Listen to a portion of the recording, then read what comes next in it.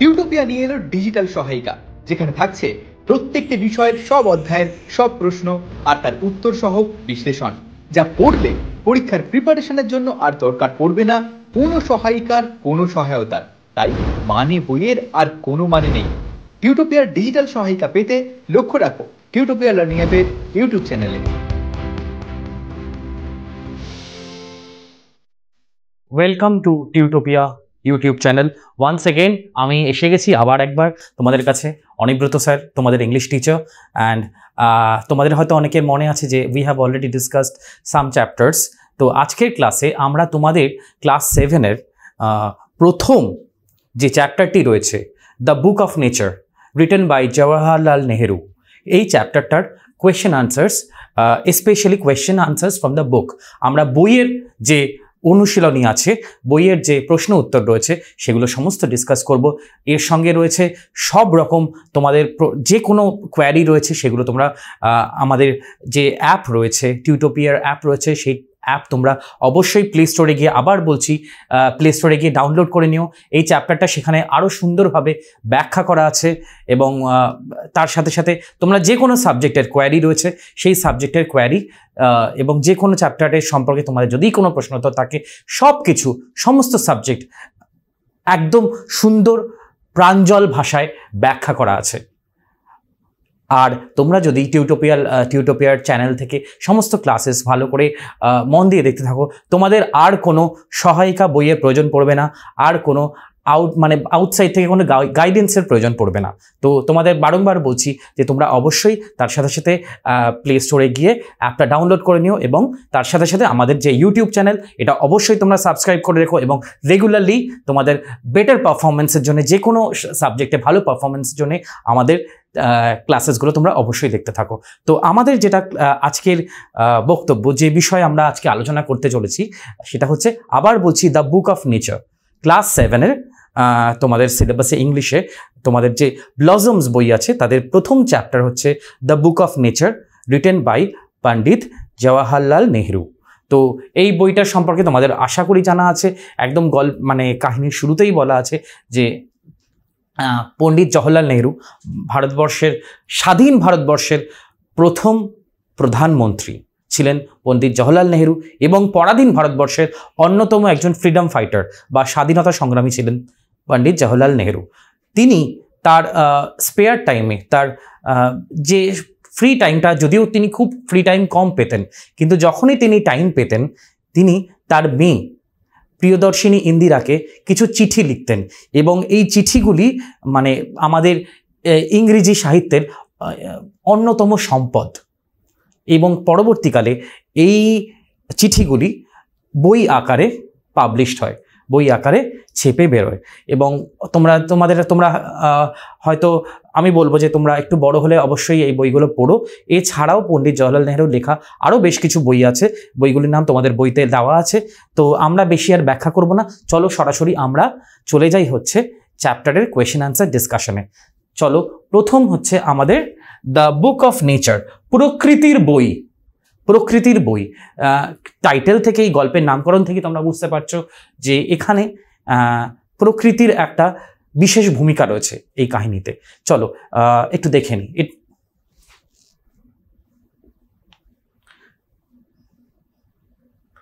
Activity 1, তোমরা সবাই একবার তোমাদের ব্লজমস বইটা তোমাদের সামনে খুলে রাখো, এবং তার সাথে সাথে তোমরা খাতাও খুলে রাখো, যাতে করে উত্তরগুলো তোমরা খাতাতে লিখে নিতে পারো। নোট ডাউন অবশ্যই করবে। আন্ডারলাইন দ্য অ্যাপ্রোপ্রিয়েট অল্টারনেটিভস, যাকে বলে এমসিকিউ টাইপের প্রশ্ন।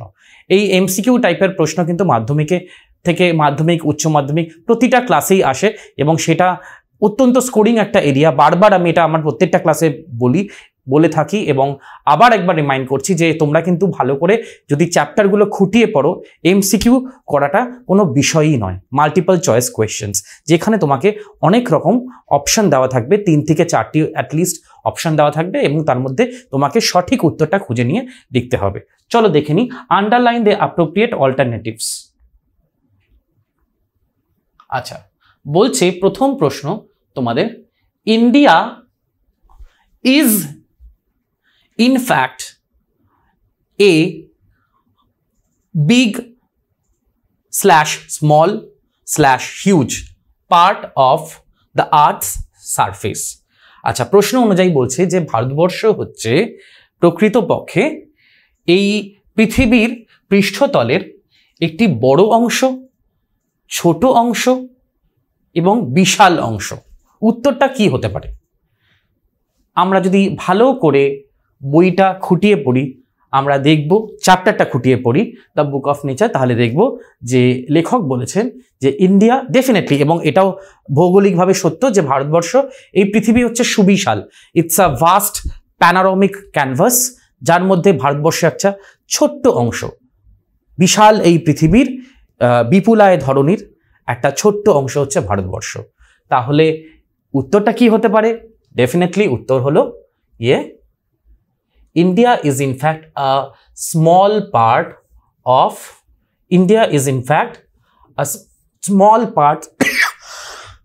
excuse me, of the Earth's surface. Let's take a look at our next question. চলো আমরা চলে যাই আমাদের পরবর্তী যে প্রশ্ন আছে সেটাই। দ্বিতীয় প্রশ্ন, once upon a time the earth was too cold slash dark slash hot for any living being to survive. এক সময়, once upon a time, অনেক দিন আগে এক সময়, the earth was too cold, পৃথিবী ছিল ঠান্ডা, অত্যন্ত ঠান্ডা, না অন্ধকার নাকি গরম, যাতে করে কোনো জীবিত প্রাণী, কোনো প্রাণী যেন জীবিত না থাকে, for any living being to survive. মানে এতটাই কিছু একটা ছিল যে কোনো প্রাণীর পক্ষে জীবিত থাকা সম্ভব ছিল না। তো কি ছিল? কোল্ড ছিল, ডার্ক ছিল, না হট ছিল? চ্যাপ্টার অনুযায়ী আমাদের সঠিক উত্তরটি হবে ডেফিনেটলি হট। ওয়ান্স আপন এ টাইম, এক সময় পৃথিবী এতটাই গরম ছিল, এতটাই উত্তাপ বেশি ছিল পৃথিবীতে যে কোনো প্রাণী সেখানে বাঁচতে পারত না। চলো চলে যাই আমাদের পরবর্তী প্রশ্নে। আচ্ছা, একটা নতুন শব্দ এখানে ব্যবহার করা হচ্ছে, সেটা হচ্ছে ফসিলস। তোমরা হয়তো জীবন বিজ্ঞানে বা বিজ্ঞানে এই ফসিলস বা জীবাশ্মের কনসেপ্টটা হয়তো কোনো সময় পড়ে থাকবে। Fossils are type of wild animal. জীবাশ্ম কি? এটা কি এক ধরনের বন্য জন্তু, wild animal? One kind of hard rock, এটা কি এক ধরনের কঠিন শিলা বা পাথর? The remains of old living beings, নাকি ফসিল হলো বা জীবাশ্ম হলো পুরনো প্রাচীন জীবের পড়ে থাকা শরীরের অংশ, যেটা ক্রমশ শুকিয়ে গিয়ে হার্ড হয়ে গেছে? তাহলে উত্তরটা হলো অবশ্যই ফসিল হলো, জীবাশ্ম হলো the remains of old living beings. This is the correct answer. Option number 3. এটা হচ্ছে আমাদের কারেক্ট আনসার। এই হচ্ছে চ্যাপ্টারটা থেকে যে কটা এমসিকিউ, প্রথম দিকের এমসিকিউ গুলো আমরা ডিসকাস করলাম।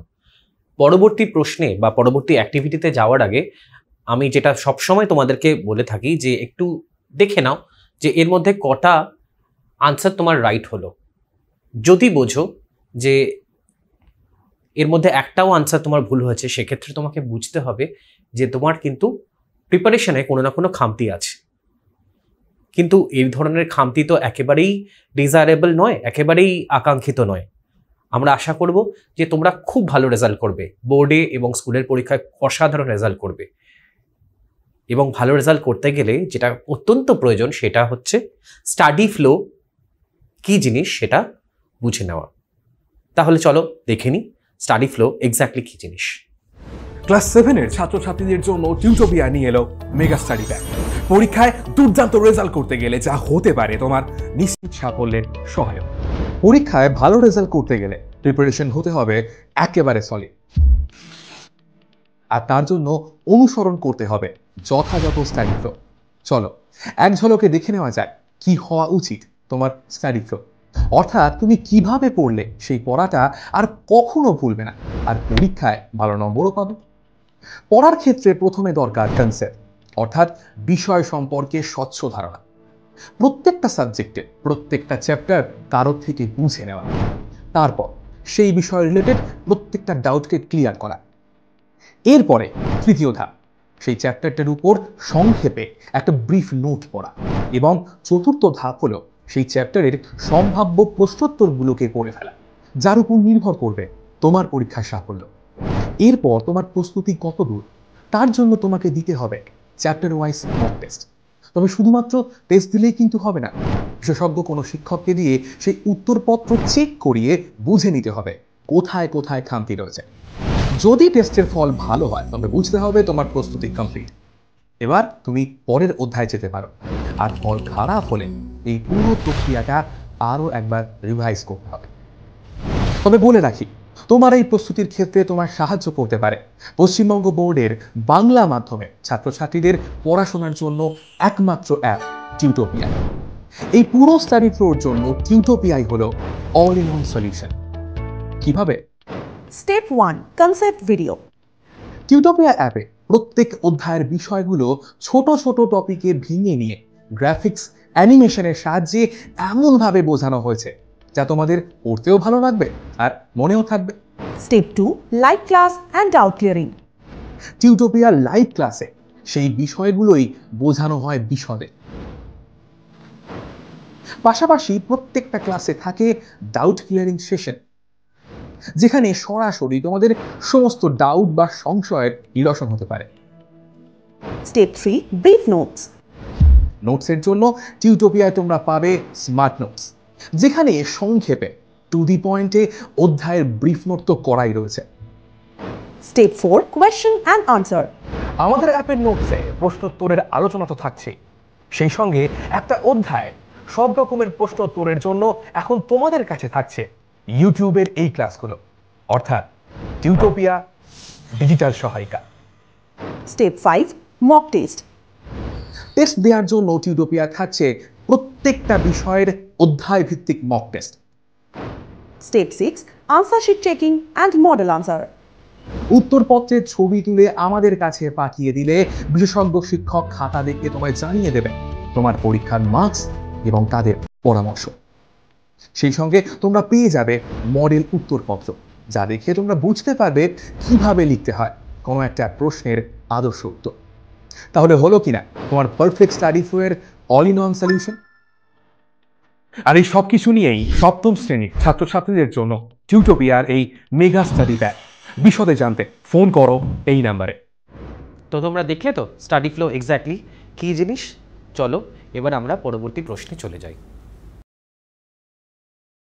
হয়ে গেল, তো এবারে চলে আসা যাক activity number 2, answer the following questions in the complete sentence. পূর্ণ বাক্যে উত্তর দাও, পরবর্তী প্রশ্নগুলোর পূর্ণ বাক্যে উত্তর দাও।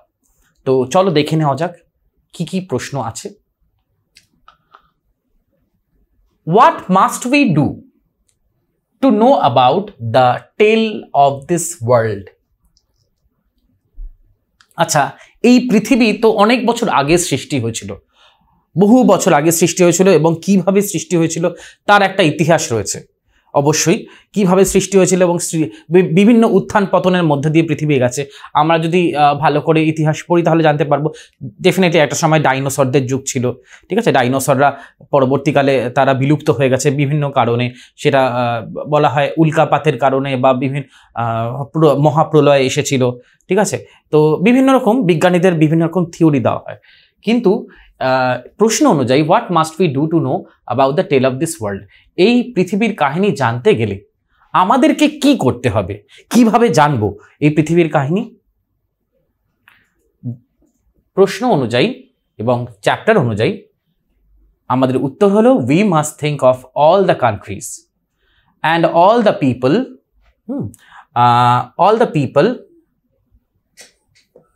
that have inhabited it. We must think of all the countries and all the people that have inhabited it. Inhabited মানে হচ্ছে lived বা বাস করা। তো সঠিক উত্তরটি হলো কি, যে এই পৃথিবীর কাহিনী জানতে গেলে আমাদেরকে প্রত্যেকটা দেশের ইতিহাস পড়তে হবে এবং সেই দেশের যারা মানুষ, সেই দেশের যারা মানুষ, তাদের সংস্কৃতি, তাদের পোশাক আশাক, তাদের খাদ্যাভ্যাস, সব কিছু সম্পর্কে আমাদেরকে জানতে হবে।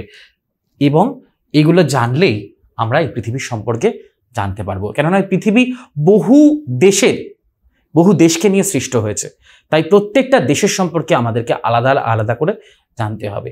জানলেই আমরা ক্রমশ গোটা পৃথিবী সম্পর্কে আমরা জানব। বহু আগে বিশ্বকবি বলে গেছেন, বিপুলা এ ধরনের কতটুকু আমরা জানি। সত্যি এই পৃথিবী অনেক বড়, এবং তার থেকেও বড় আমাদের সৌরজগৎ। আমরা সত্যিই কি জানি যে সমস্ত বিষয় কি আমরা জানি? কখনোই না। এবং জানা হয়তো সম্ভব যদি আমরা সঠিকভাবে স্টাডি করি। চলো আমাদের নেক্সট কোয়েশ্চেনে চলে যাওয়া যাক। পরবর্তী প্রশ্ন, question number B, how old is the earth? পৃথিবীর বয়স কত? গল্প অনুযায়ী বা কাহিনী অনুযায়ী কি? Our earth is millions of years old. 1 million equal to কত তোমরা জানো? 1 মিলিয়ন ইকুয়াল টু হচ্ছে 10 lakh.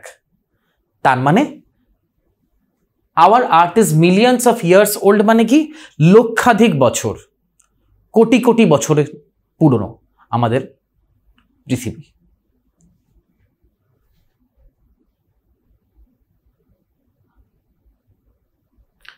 C, who roamed the earth before the arrival of human being? আচ্ছা, খুব ইম্পর্টেন্ট একটা প্রশ্ন। মানুষ বা মানব জাতির সৃষ্টি হওয়ার আগে এই পৃথিবীতে কারা ঘুরে বেড়াতো? রোমড মানে হচ্ছে ওয়ান্ডার্ড বা ঘুরে বেড়ানো। ঠিক আছে, তোমরা একটু, আমি সবসময় ইংরেজি মিনিংটাই লেখা প্রেফার করি, যদিও তোমাদের সুবিধার্থে আমি বাংলাটাও লিখে দিচ্ছি। ঘুরে বেড়ানো, বিচরণ করা, ভালো বাংলায় যদি বলো, ঠিক আছে, বিচরণ করা।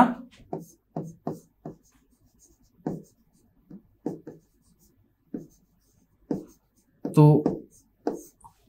ওয়ান্ডার্ড, হ্যাঁ। Who roamed the earth before the arrival of the human being?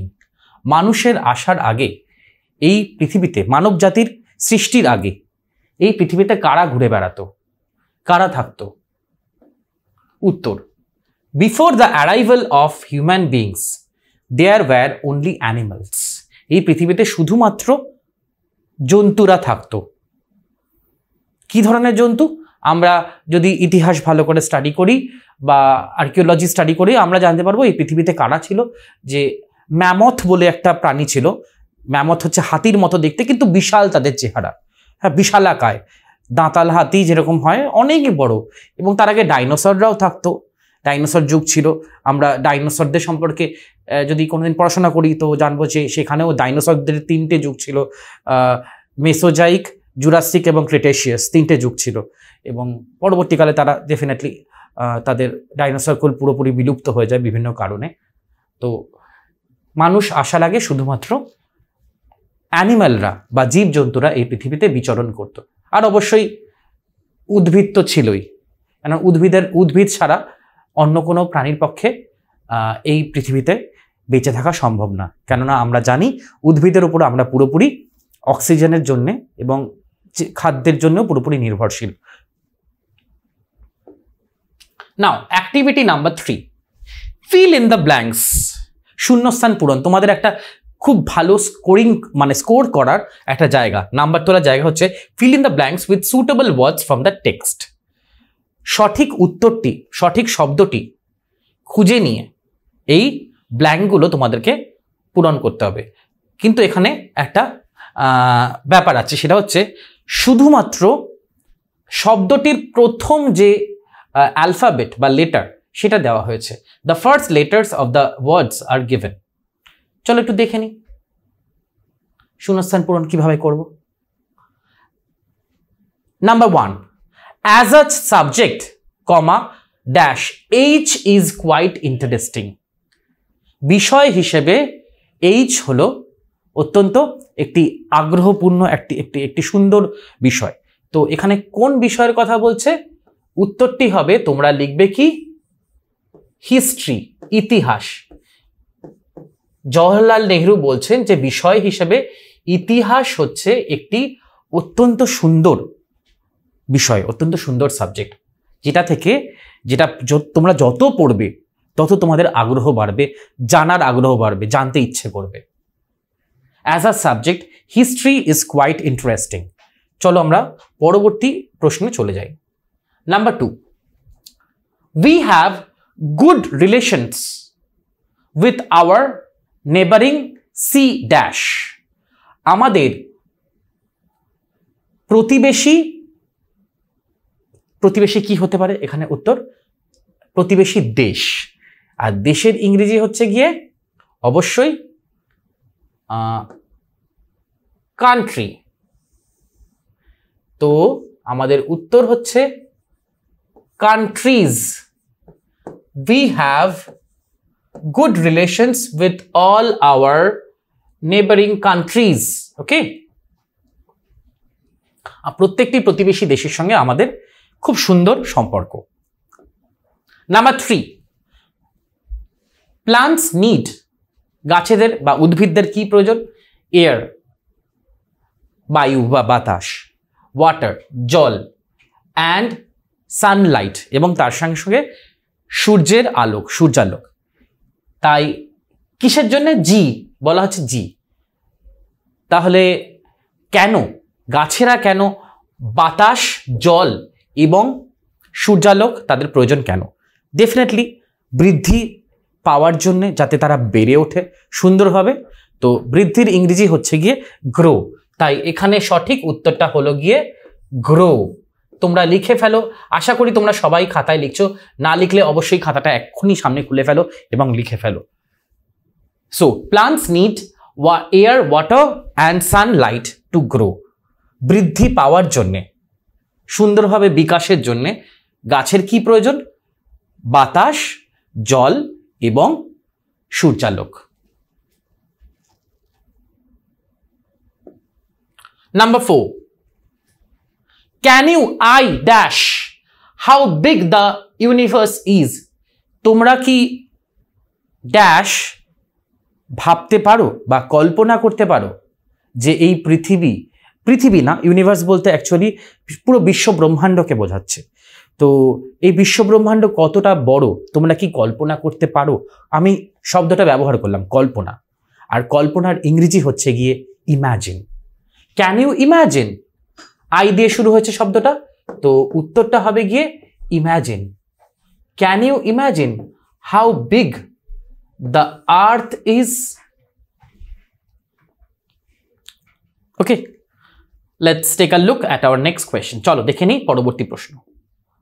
Number 5, you should S dash regularly if you want to be a good student. যদি তুমি একজন ভালো ছাত্র হতে চাও, ছাত্র বা ছাত্রী, তুমি যদি একজন ভালো ছাত্র বা ছাত্রী হতে চাও, তাহলে তোমাকে কিন্তু পড়াশোনা করতে হবে, অনেক বেশি পড়তে হবে। এবং পড়াশোনা করার ইংরেজি কি? এটা হচ্ছে গিয়ে স্টাডি। তো উত্তরটা কি এস দিয়ে বলা আছে, তাই আমাদের উত্তরটা হলো গিয়ে স্টাডি, STUDY।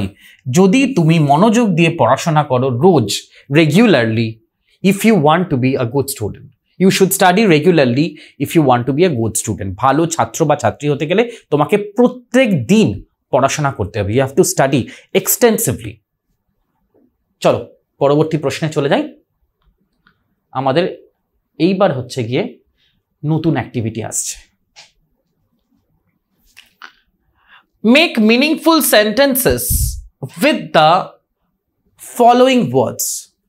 পরবর্তী শব্দগুলো, কয়েকটা শব্দ দেওয়া হয়েছে, সেই শব্দগুলো দিয়ে তোমাদেরকে বাক্য গঠন করতে হবে। You have to make sentence, you have to make sentence with the following words. প্রথম, নাম্বার 1, ইন্টারেস্ট বা আগ্রহ। আমরা মাঝে মাঝে বলি না, আমার এই বিষয়টা আগ্রহ নেই, I have no interest in this subject, I have no interest in this topic. তো ইন্টারেস্ট দিয়ে অনেক রকম বাক্য হতে পারে। চলো একটা বাক্য দেখে নিই কি। I have interest in volleyball. আমার ভলিবলে আগ্রহ আছে। তোমরা চাইলে ভলিবলের জায়গায় অন্য কিছুও লিখতে পারো। কেউ যদি ভলিবলের জায়গায় ফুটবল পছন্দ করো, আমি বলছি না হুবহু এটাই মুখস্থ করতে হবে, তোমরা এভাবে লিখতে পারো, ফুটবল লিখতে পারো, ক্রিকেট লিখতে পারো, কেউ চাইলে অন্য কোনো যে কোনো ইনডোর গেমসও লিখতে পারো। আই হ্যাভ ইন্টারেস্ট ইন, কেউ যদি ইনডোর গেমস পছন্দ করো ঘরে বসে খেলা, সে চেস লিখতে পারো, দাবা, ঠিক আছে। So I have interest in volleyball, কেউ চাইলে ফুটবলও লিখতে পারো, ক্রিকেটও লিখতে পারো, চেসও লিখতে পারো। এই ধরনের এইভাবে যদি তোমরা বাক্য গঠন করো, আর সব সময় বাক্য গঠনের সময় একটা জিনিস মনে রাখবে যে চেষ্টা করবে একদম ছোট সেন্টেন্স লিখতে। তোমরা যদি শর্ট অ্যান্ড সিম্পল সেন্টেন্স লেখো তাহলে বাক্য গঠনের ক্ষেত্রে তোমাদের মিস্টেক হওয়ার চান্সেস কিন্তু অনেক কম। তাই সবসময় always try to write short and simple sentences, এটা কিন্তু মাথায় রাখবে। পরবর্তী প্রশ্ন, সারফেস, পৃষ্ঠতল। তো আমরা দেখেছি এই শব্দটা আমরা অবশ্যই টেক্সটে পেয়েছি, চলো একটু দেখে নিই সেন্টেন্স কি। Surface, he stood on the surface of the moon, চাঁদের পৃষ্ঠতলে সে গিয়ে দাঁড়ালো। হি stood on the surface of the moon. Next question 3, inhabited. Inhabited মানে হচ্ছে বাস করত। This neighbourhood is inhabited by rich people, ঠিক আছে। তো এই প্রতিবেশীরা তারা, this neighborhood is inhabited by rich people, এখানে বড় লোকেরা থাকে। আমাদের যারা প্রতিবেশী তাদের মধ্যে বেশিরভাগই তারা যারা থাকে তারা বড় লোক। টুগেদার, একসাথে, এইটার কি হতে পারে? একসাথে, আমরা মাঝে মাঝে বলি না, we are living together in harmony and piece, আমরা সবাই একসাথে রয়েছি, শান্তিতে রয়েছি। চলো আমি একটা সেন্টেন্স দিয়েছি, Ayush and I live together, Ayush এবং আমি একসাথে থাকি, ঠিক আছে। আমি একদম ছোট সেন্টেন্স দিয়েছি যাতে তোমাদের মিস্টেক কম হয়। তোমরা এখানে আয়ুষের জায়গায় অন্য কোনো নামও লিখতে পারো, চাইলে তোমরা রোহিত লিখতে পারো, তোমরা চাইলে রহিম লিখতে পারো, ঠিক আছে। তোমরা চাইলে অন্য যে কোনো নাম লিখতে পারো, পূজা লিখতে পারো, যে কোনো নাম। তবে নাম যখন নামও লিখবে, নাম লেখার সময় সতর্ক হবে যে নামের বানানটা যেন ঠিকঠাক হয় সাধারণত, এবং ছোট নাম লেখার চেষ্টা করবে, তাতে বানান ভুল কম হয়। বারবারই আমি বলছি নামগুলোও ছোট লিখবে এবং সেন্টেন্সগুলো ছোট লিখলে তোমাদের একটু মিস্টেক্স কম হবে। বারবার বলছি, এটা কিন্তু মিক্স সেন্টেন্সের ক্ষেত্রে মাথায় রেখো। চলো, সায়েন্টিস্ট, বিজ্ঞানী। তোমরা নিশ্চয়ই জানো বিজ্ঞানী শব্দটা আমরা সবাই পরিচিত। বিখ্যাত বিজ্ঞানীদের কাহিনী আমরা ছোটবেলা থেকে পড়ে আসছি। আমাদের আচার্য জগদীশচন্দ্র বোস, মেঘনাদ সাহা, সত্যেন্দ্রনাথ বসু, এছাড়াও রয়েছেন গ্যালিলিও, কোপারনিকাস, কেপলার, তার সঙ্গে রয়েছেন আমাদের আইজ্যাক নিউটন। আমরা বহু বিজ্ঞানীর কাহিনী ছোটবেলা থেকে পড়ে এসেছি। তো আমাদের কাজ হচ্ছে সায়েন্টিস্ট এই শব্দটা দিয়ে একটা বাক্য গঠন করা। We have to make a sentence with this word. Scientist, Rahul's father is a scientist. আমি বললাম রাহুলের বাবা একজন বিজ্ঞানী, ঠিক আছে। তো এটা হচ্ছে একটা বাক্য।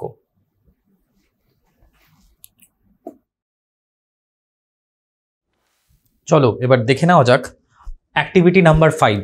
মোটামুটি অ্যাক্টিভিটি 4 অবধি আশা করি তোমরা সব বুঝতে পেরেছো। এবারে আমরা চলে যাচ্ছি হচ্ছে অ্যাক্টিভিটি নাম্বার 5-এ। তো অ্যাক্টিভিটি নাম্বার 5-এর কোয়েশ্চেনটা আমরা একটু দেখে নিই। এটা তোমাদের প্রিয় question, identify which of the following questions are true and false. Okay, give a supporting statement for each of your answer. তো তোমাদের প্রিয় প্রশ্ন এটা ডেফিনেটলি, যে ট্রু ফলস তোমরা সবাই করতে ভালোবাসো, সত্য এবং মিথ্যা।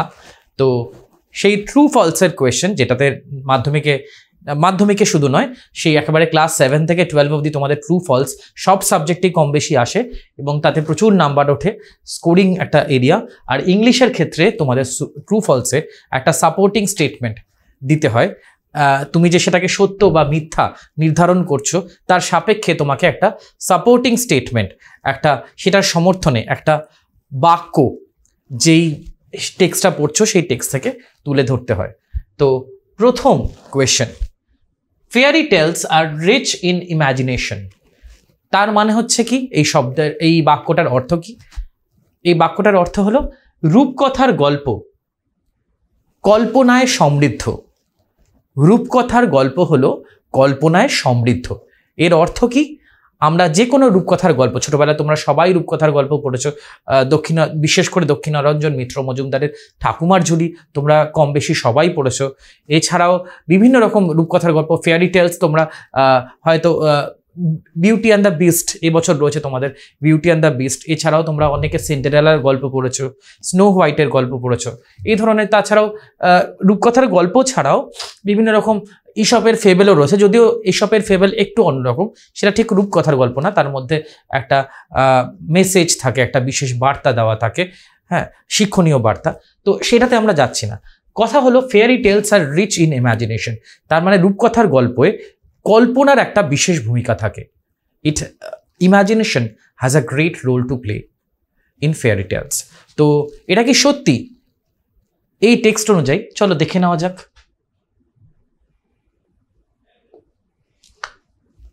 True or false? উত্তরটা হচ্ছে গিয়ে অবশ্যই ট্রু। ট্রু কেন? সত্য। Because we find impossible things happening in fairy tales. আমি টেক্সট থেকে এই অংশটা তুলে ধরেছি, এটার সাপেক্ষে, এটার সমর্থনে। কেননা গল্প অনুযায়ী, কাহিনী অনুযায়ী আমরা কি পাচ্ছি? Because we find impossible things happening in fairy tales. Fairy tale বা রূপকথার গল্পতে এমন অনেক ঘটনা ঘটে যেটা বাস্তব জীবনে সঙ্গে আমরা মেলাতে পারি না, যেটাকে অসম্ভব বলে মনে হয়। রূপকথার গল্পে এমন অনেক ধরনের চরিত্র থাকে, যেমন রাক্ষস, ঠিক আছে, দৈত্য, ডাইনি, যেগুলো প্রকৃতপক্ষে রিয়েল লাইফে বা বাস্তব জীবনে তাদের কোনো অস্তিত্ব নেই। তাই এই ধরনের অনেক ধরনের গল্প, অনেক ধরনের বিষয় ঘটে থাকে রূপকথার গল্পে, যেটা যেটা কল্পনার আশ্রিত, যেটা কল্পনা থেকে মানুষ নেয়। ঠিক আছে, তো এটা হলো গিয়ে ট্রু। চলো নেক্সট বাক্যে চলে যাই। নাম্বার বিতে কি বলছে? We have no means to know about the far off days. তার মানে কি?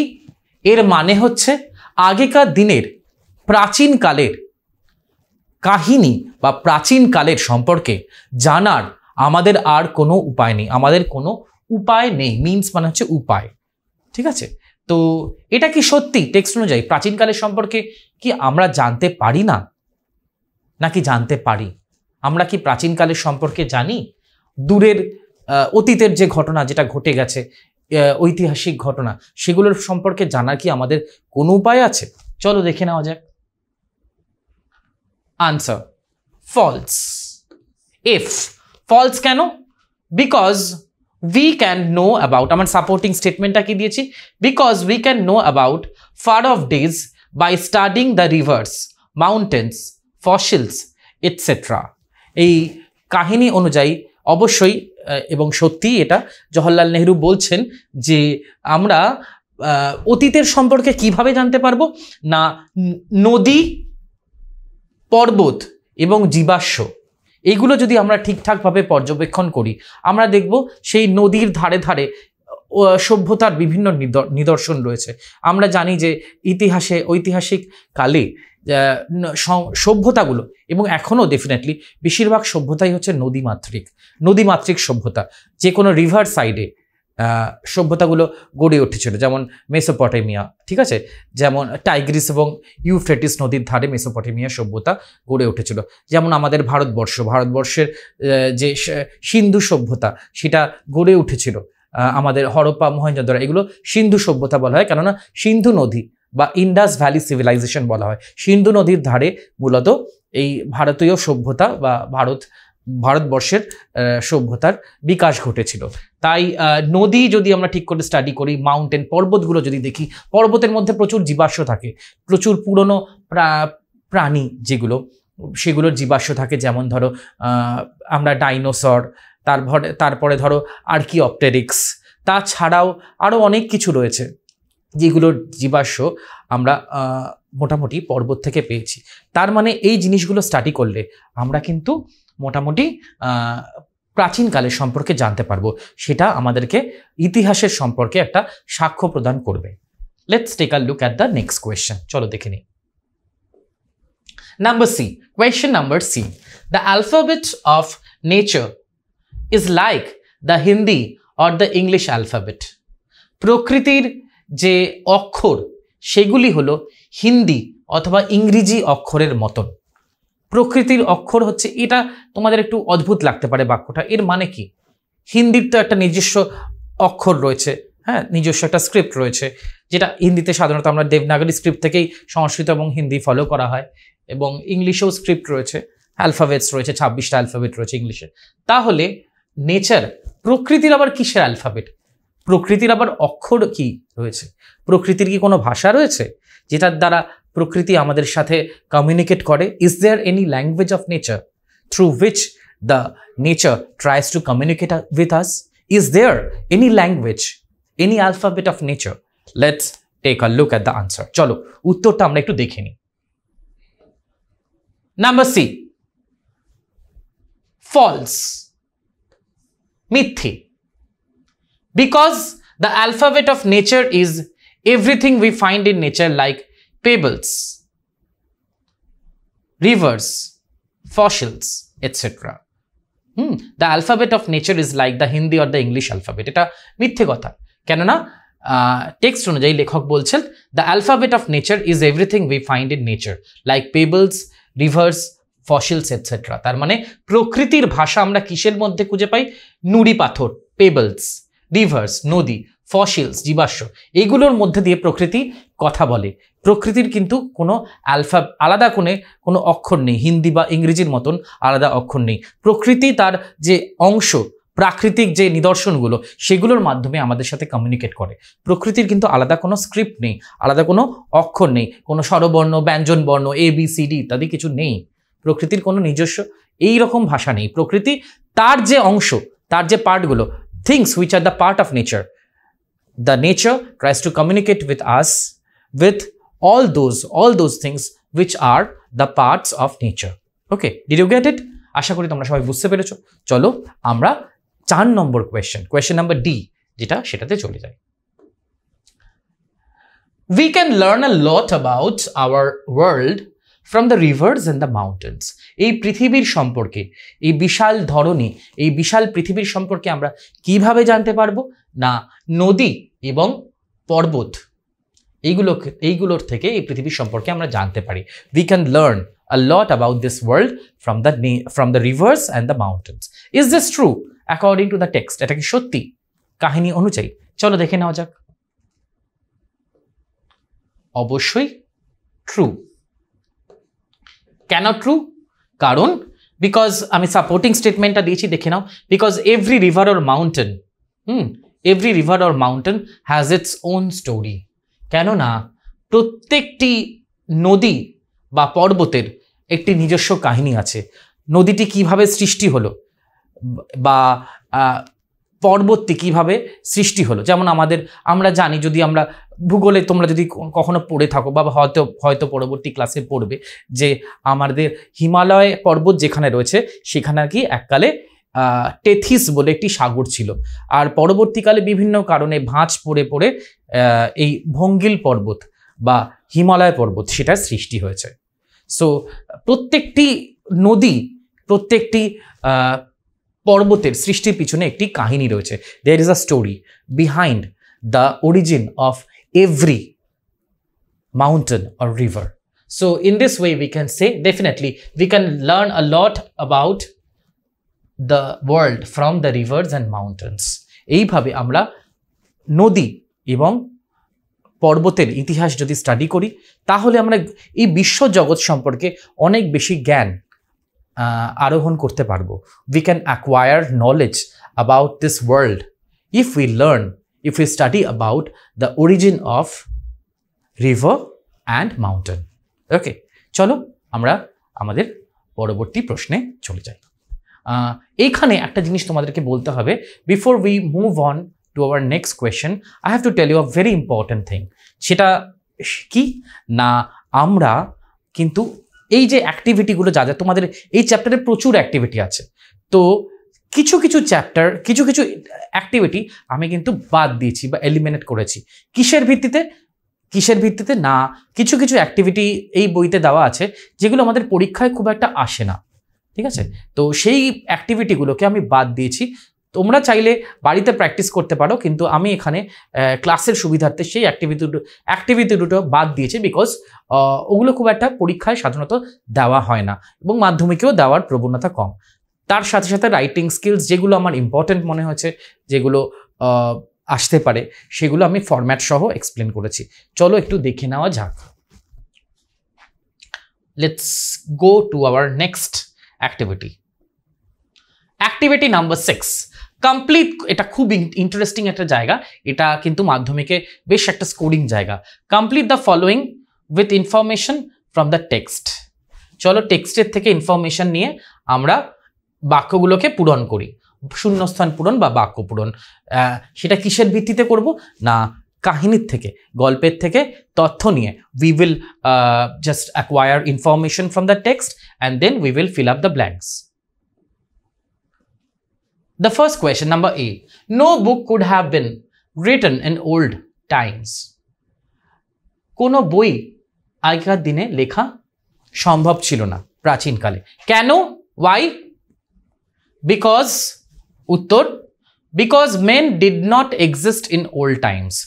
প্রাচীনকালে কেন কোনো রকম বই লেখা সম্ভব ছিল না? কেননা প্রাচীনকালে কিন্তু মানুষ ছিল না, মানব সভ্যতা ছিল না।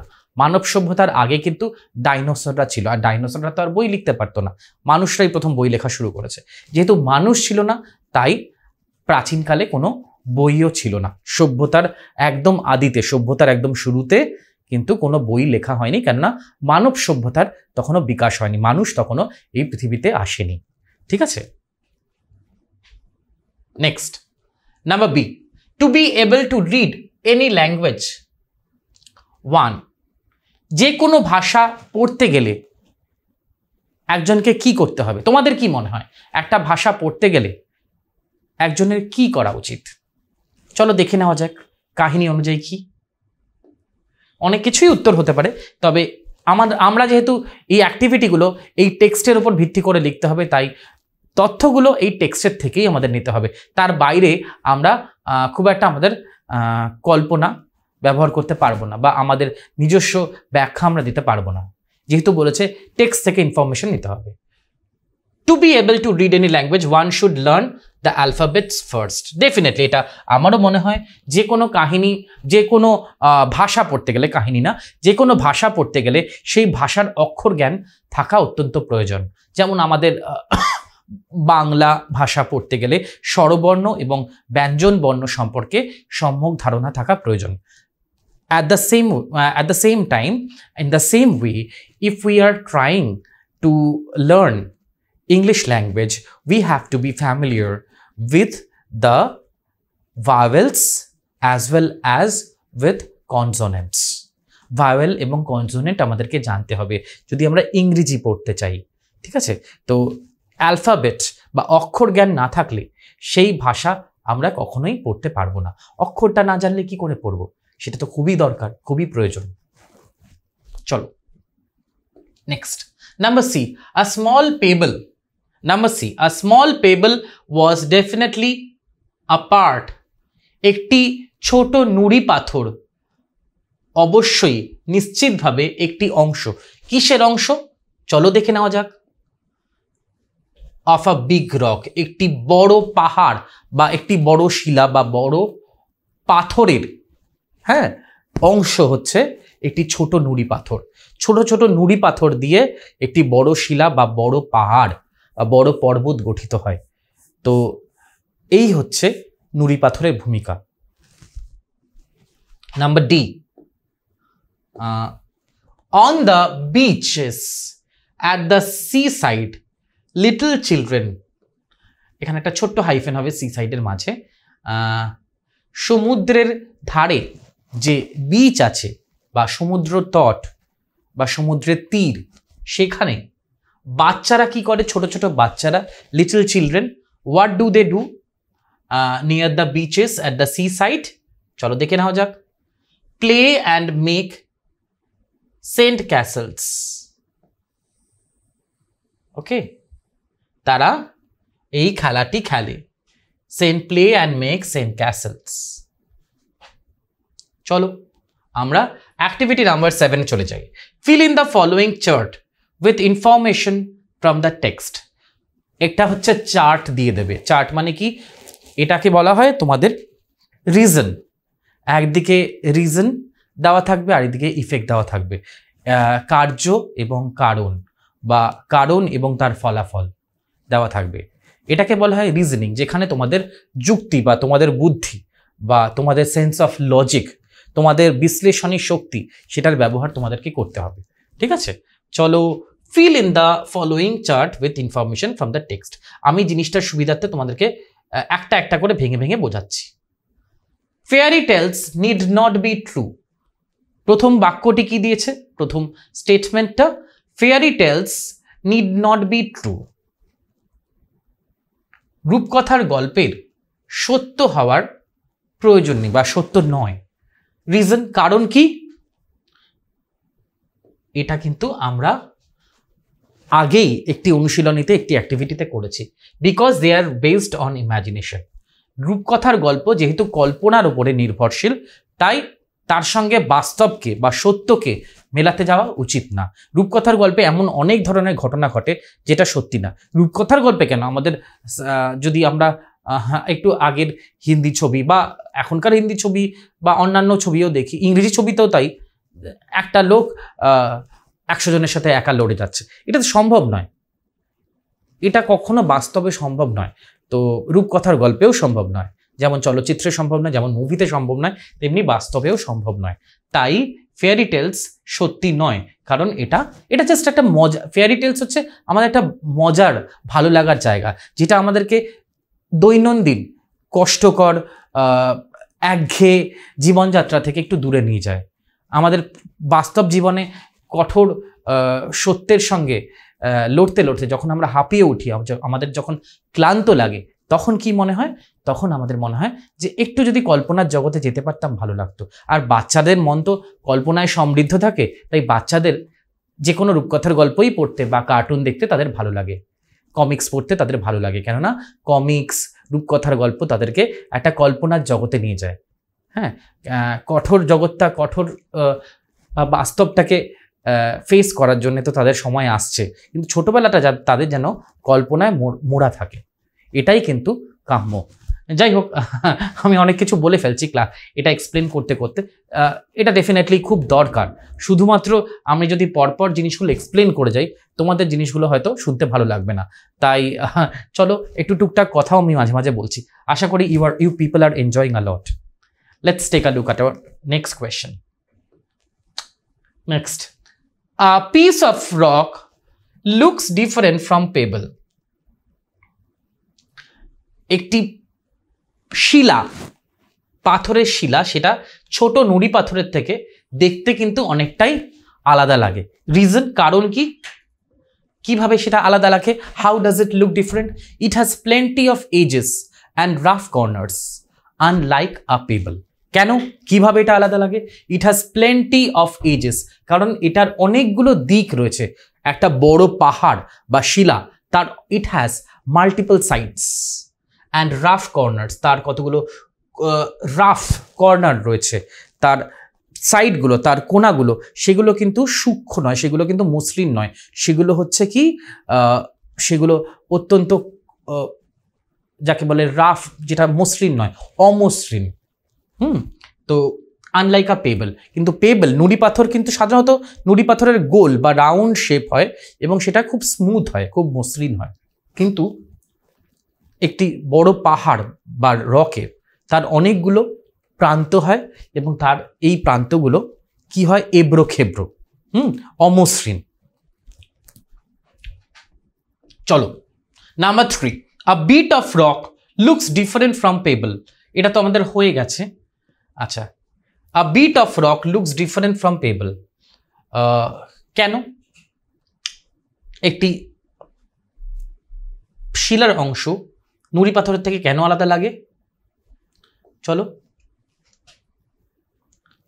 a bit of rock looks different from pebble because rain washes it down. বৃষ্টির জল এসে সেটাকে পুরো ভাসিয়ে নিয়ে যায়, তাই that's why a bit of rock looks different from pebbles.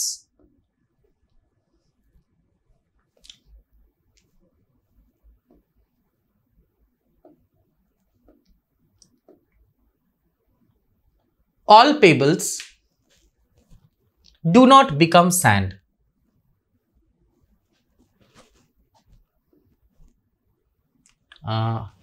All pebbles do not become sand. প্রত্যেকটি নুড়ি পাথর কিন্তু বালিতে পরিণত হয় না। Reason, river does not carry all the pebbles. নদী কিন্তু প্রত্যেকটি নুড়ি পাথরকে ভাসিয়ে নিয়ে যায় না, তাই প্রত্যেকটি নুড়ি পাথরই বালিতে পরিণত হয় না।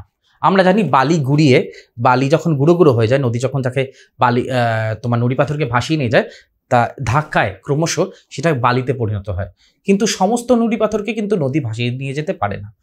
তাই প্রত্যেকটি নুড়ি পাথরই যে বালিতে পরিণত হয় তেমন কিন্তু নয়। চলো নেক্সট হচ্ছে activity number 8, answer the following questions. 1 নম্বর এবং 2 নম্বরের প্রশ্ন, যেটাকে বলে এসএ কিউ। তোমাদের সাধারণত মাধ্যমিকে লিটারেচারে খুব লং আনসার লিখতে হয় না, 1 নম্বর এবং 2 নম্বরের প্রশ্ন থাকে। চলো দেখে নিই কি থাকে। প্রথম প্রশ্ন, আমাদের বইতে এই কোয়েশ্চেন দেওয়া আছে অ্যাক্টিভিটি নাম্বার 8-এ। Which are the things round us that tell us about the earth's early tale. আমাদের চারপাশে এমন কোন জিনিসগুলি আছে যেইগুলি আমাদেরকে প্রাচীন বিশ্বের সম্পর্কে, প্রাচীন বিশ্বের একেবারে সভ্যতার যখন আমাদের পৃথিবী ক্রমশ বিকাশ লাভ করছে, পৃথিবীর একেবারে সৃষ্টির শুরুতে যা যা ঘটেছে সেইগুলো সম্পর্কে আমরা জানতে পারি। Which are the things around us, আমাদের চারপাশে এমন কোন জিনিস আছে যেগুলো দেখে আমরা একদম সভ্যতার আদিতে যা যা ঘটেছিল সেগুলো সম্পর্কে জানতে পারি। উই হ্যাভ রক্স, আমাদের চারপাশে আমাদের কাছে কি রয়েছে? পাহাড় অ্যান্ড মাউন্টেন্স, শিলা এবং পর্বত, অ্যান্ড সিজ অ্যান্ড স্টার্স, এবং সমুদ্র, অ্যান্ড স্টার, নক্ষত্র, অ্যান্ড রিভার্স, এবং তার সাথে সাথে নদী, প্রকৃতির যা যা অংশ, অ্যান্ড ডেজার্টস, অবশ্যই ডেজার্ট বলতে মরুভূমি, and fossils of old animal, এবং প্রাচীন জীবের জীবাশ্ম, অ্যান্ড আদার লাইক থিংস, এবং এরকম আরও অনেক জিনিস আছে around us that tell us about the earth's early টেল।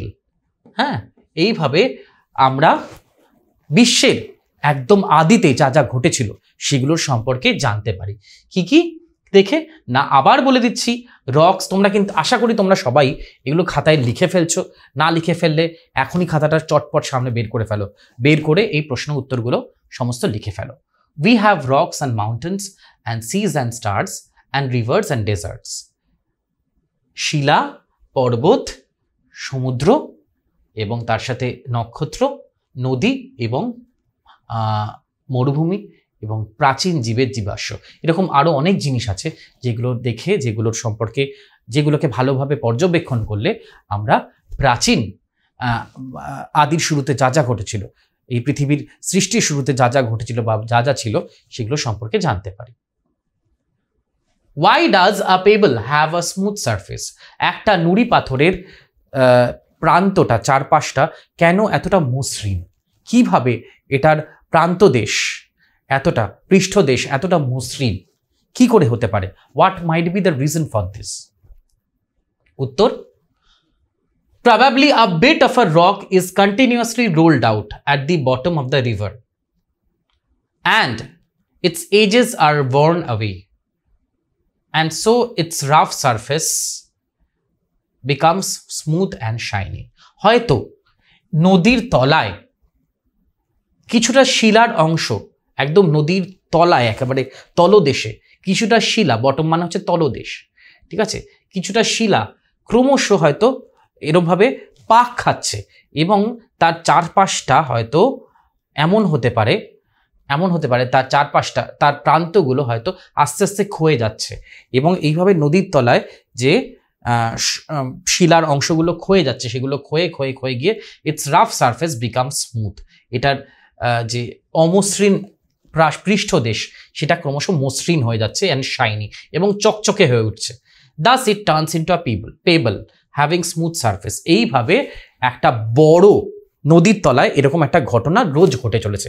এইভাবে একটা বড় শিলা ধাক্কা লেগে লেগে ক্ষয় হতে হতে ক্রমশ একটা ছোট্ট নুড়ি পাথরে, একটা না অসংখ্য ছোট্ট নুড়ি পাথরে পরিণত হচ্ছে, যার পৃষ্ঠদেশ, যার চারপাশটা হচ্ছে গিয়ে কীরকম মসৃণ এবং তার সাথে সাথে অত্যন্ত চকচকে উজ্জ্বল।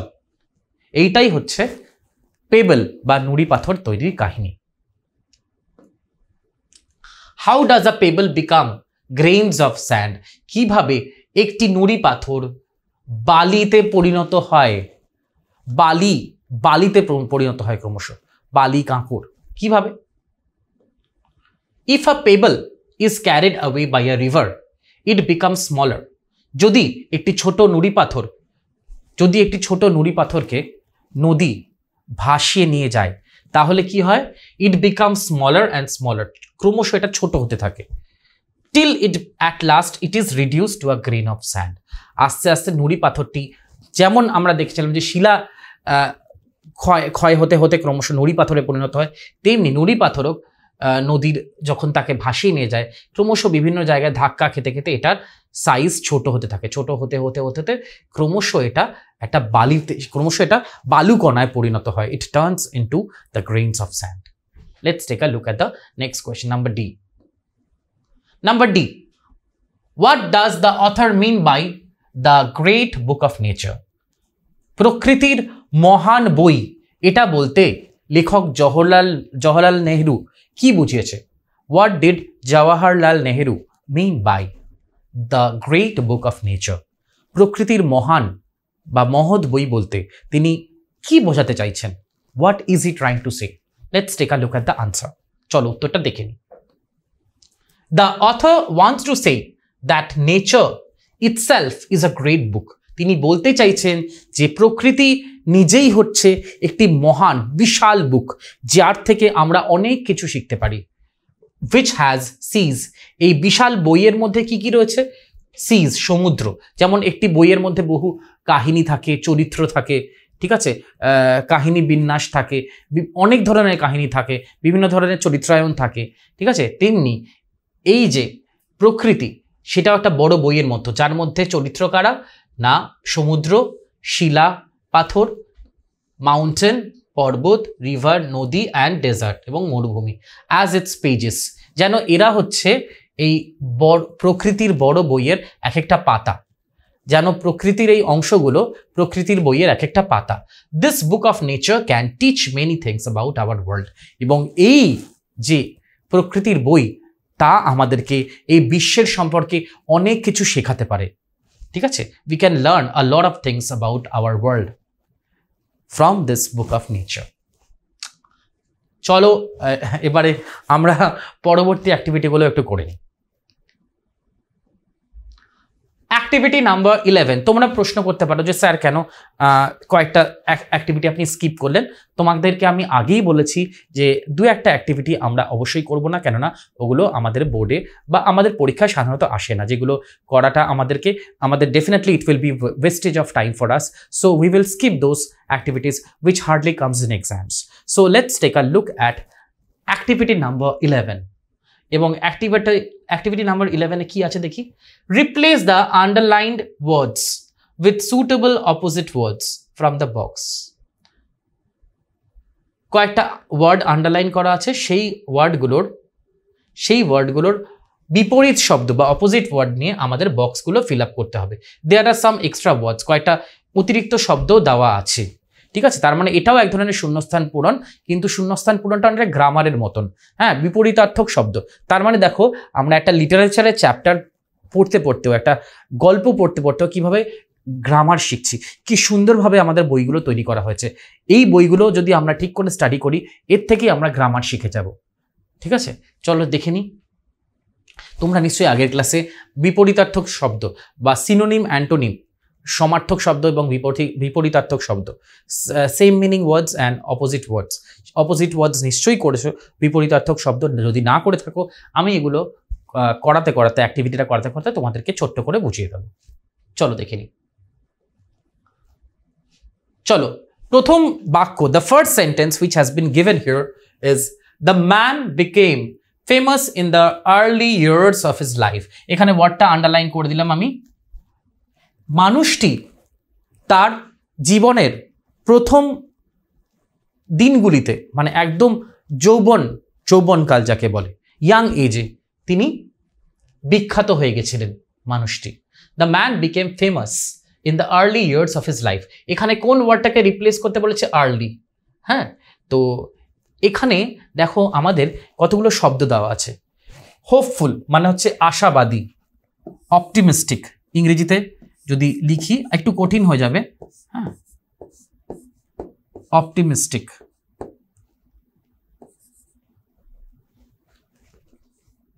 আশাবাদী, ঠিক আছে, যার মনে সবসময় আশা থাকে, যে কখনো নেগেটিভ দিকটা দেখতে চায় না, ঠিক আছে, অপটিমিস্টিক। লস্ট হারিয়ে গিয়েছে, অ্যাড মানে যোগ করা, লেফট মানে হচ্ছে দুটো, লেফটের দুটো মানে, একটা হচ্ছে ছেড়ে দেওয়া আর একটা হচ্ছে বাঁ দিক। আগলি মানে কুৎসিত, লেট মানে হচ্ছে দেরি হয়ে যাওয়া, স্যাড মানে হচ্ছে দেরি মানে পরবর্তী, স্যাড মানে হচ্ছে দুঃখিত, ভেরি স্যাড, রাফ মানে হচ্ছে অমসৃণ। তো এখানে কি কি হতে পারে? কোন ওয়ার্ডটা আমরা আর্লি দিয়ে রিপ্লেস করব? আর্লির অপোজিট ওয়ার্ড কি এখানে আছে? অবশ্যই আছে। হোপফুল তো হবে না, কেননা আশাবাদী। আর্লি মানে হচ্ছে একদম প্রাথমিক বছরগুলোতে। লস্ট মানে হারিয়ে গিয়েছে, এটা তো হবে না। অ্যাডও হবে না, অ্যাড মানে হচ্ছে যোগ করা। লেফটও হবে না। আগলি মানে কুৎসিত, তার মানে হতে পারে হচ্ছে লেট মানে হচ্ছে পরবর্তী, একেবারে শেষের। হ্যাঁ, তো উত্তরটা কি হতে পারে আমাদের দেখে নাও। The man became famous in the late years of his life. জীবনের সায়াহ্নে এসে, একেবারে যখন তার বয়স হয়ে গেছে, সে অত্যন্ত বৃদ্ধ হয়ে গেছে, জীবন সায়াহ্নে এসে সে বিখ্যাত হয়ে গেল, ঠিক আছে। The man became famous in the late years of his life. Next question number B, sentence number B, she is looking very happy. ওয়ার্ডটা কি? হ্যাপি। হ্যাপি মানে হচ্ছে খুশি, তাকে দেখতে খুব খুশি লাগছে। তা হ্যাপির অপোজিট ওয়ার্ড কি এর মধ্যে রয়েছে? অবশ্যই রয়েছে, স্যাড। স্যাড মানে হচ্ছে দুঃখিত। এই শব্দগুলোর মধ্যে একটিও এখানে অ্যাড করা যাবে না, একমাত্র স্যাড ওয়ার্ডটা আমরা অ্যাড করতে পারি। হ্যাপি মানে খুশি, স্যাড মানে দুঃখী। সো শি অপোজিট ওয়ার্ড যদি অ্যাড করি তাহলে কি হবে? She is looking very sad. তাকে দেখতে খুবই দুঃখী লাগছে, দেখে মনে হচ্ছে সে খুব দুঃখ পেয়েছে। চলো নাম্বার সি, কয়েকটা এক্সট্রা শব্দও কিন্তু এখানে দেওয়া আছে। There are some extra words given and we will definitely skip those words. সেই শব্দগুলোকে আমরা অমিট করে যাব। দেখি কোন ওয়ার্ডগুলো পড়ে থাকে আলটিমেটলি গিয়ে, যেগুলোর ব্যবহার হয় না। Number C, the trunk of this tree has a smooth bark. এই গাছটির একটি এই গাছটির যে ছাল, গাছের ছাল, সেটা অত্যন্ত অমসৃণ। তো অমসৃণ না, মসৃণ অ্যাকচুয়ালি, ঠিক আছে, smooth bark. The trunk of this tree has a smooth bark. খুব মসৃণ, গাছের ছালটা হচ্ছে অত্যন্ত মসৃণ। গাছের গুড়ির যে ছালটা বা গাছের যে বাইরের পোর্শনটা, সেটা অত্যন্ত মসৃণ। তো হোপফুল তো হবে না, আমি মিনিং আগে বলে দিয়েছিলাম। লস্টও হবে না, মানে হারিয়ে যাওয়া, অ্যাড মানে যোগ করা। লেফট হবে না, আগলি মানে কুৎসিত। লেট আমরা অলরেডি ইউজ করে নিয়েছি। আর কোন ওয়ার্ড ইউজ করেছি? স্যাড ওয়ার্ডটা আমরা ইউজ করে ফেলেছি। তার মানে পড়ে রয়েছে রাফ। রাফ মানে হচ্ছে অমসৃণ। তার মানে আনসার হবে the trunk of this tree has a rough bark.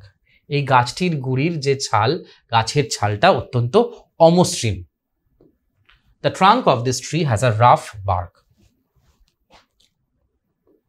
Next, Jatin found his pencil box in his way to school. On his way to school, Jatin found his pencil box on his way to school. এখানে ওয়ার্ডটা যেটা underline করা সেটা তোমাদের বইতে দেখে নাও। Found. Found মানে হচ্ছে খুঁজে পেয়েছিল। যতীন স্কুলে যাওয়ার সময় তার পেন্সিল বক্সটি খুঁজে পেয়েছিল, পেন্সিল বাক্সটি খুঁজে পেয়েছিল। চলো দেখে নেওয়া যাক। হোপফুল আমরা এখনো ইউজ করিনি, এখানে কি হোপফুল হবে না, তার কারণ হচ্ছে হোপফুল হচ্ছে একটি অ্যাডজেক্টিভ, আর ফাউন্ড মানে হচ্ছে এটা হচ্ছে একটা ভার্ব, এটা কিন্তু একটা ভার্ব। খুঁজে পেয়েছিল, আর খুঁজে পেয়েছিল অপোজিট কি, হারিয়ে গিয়েছিল।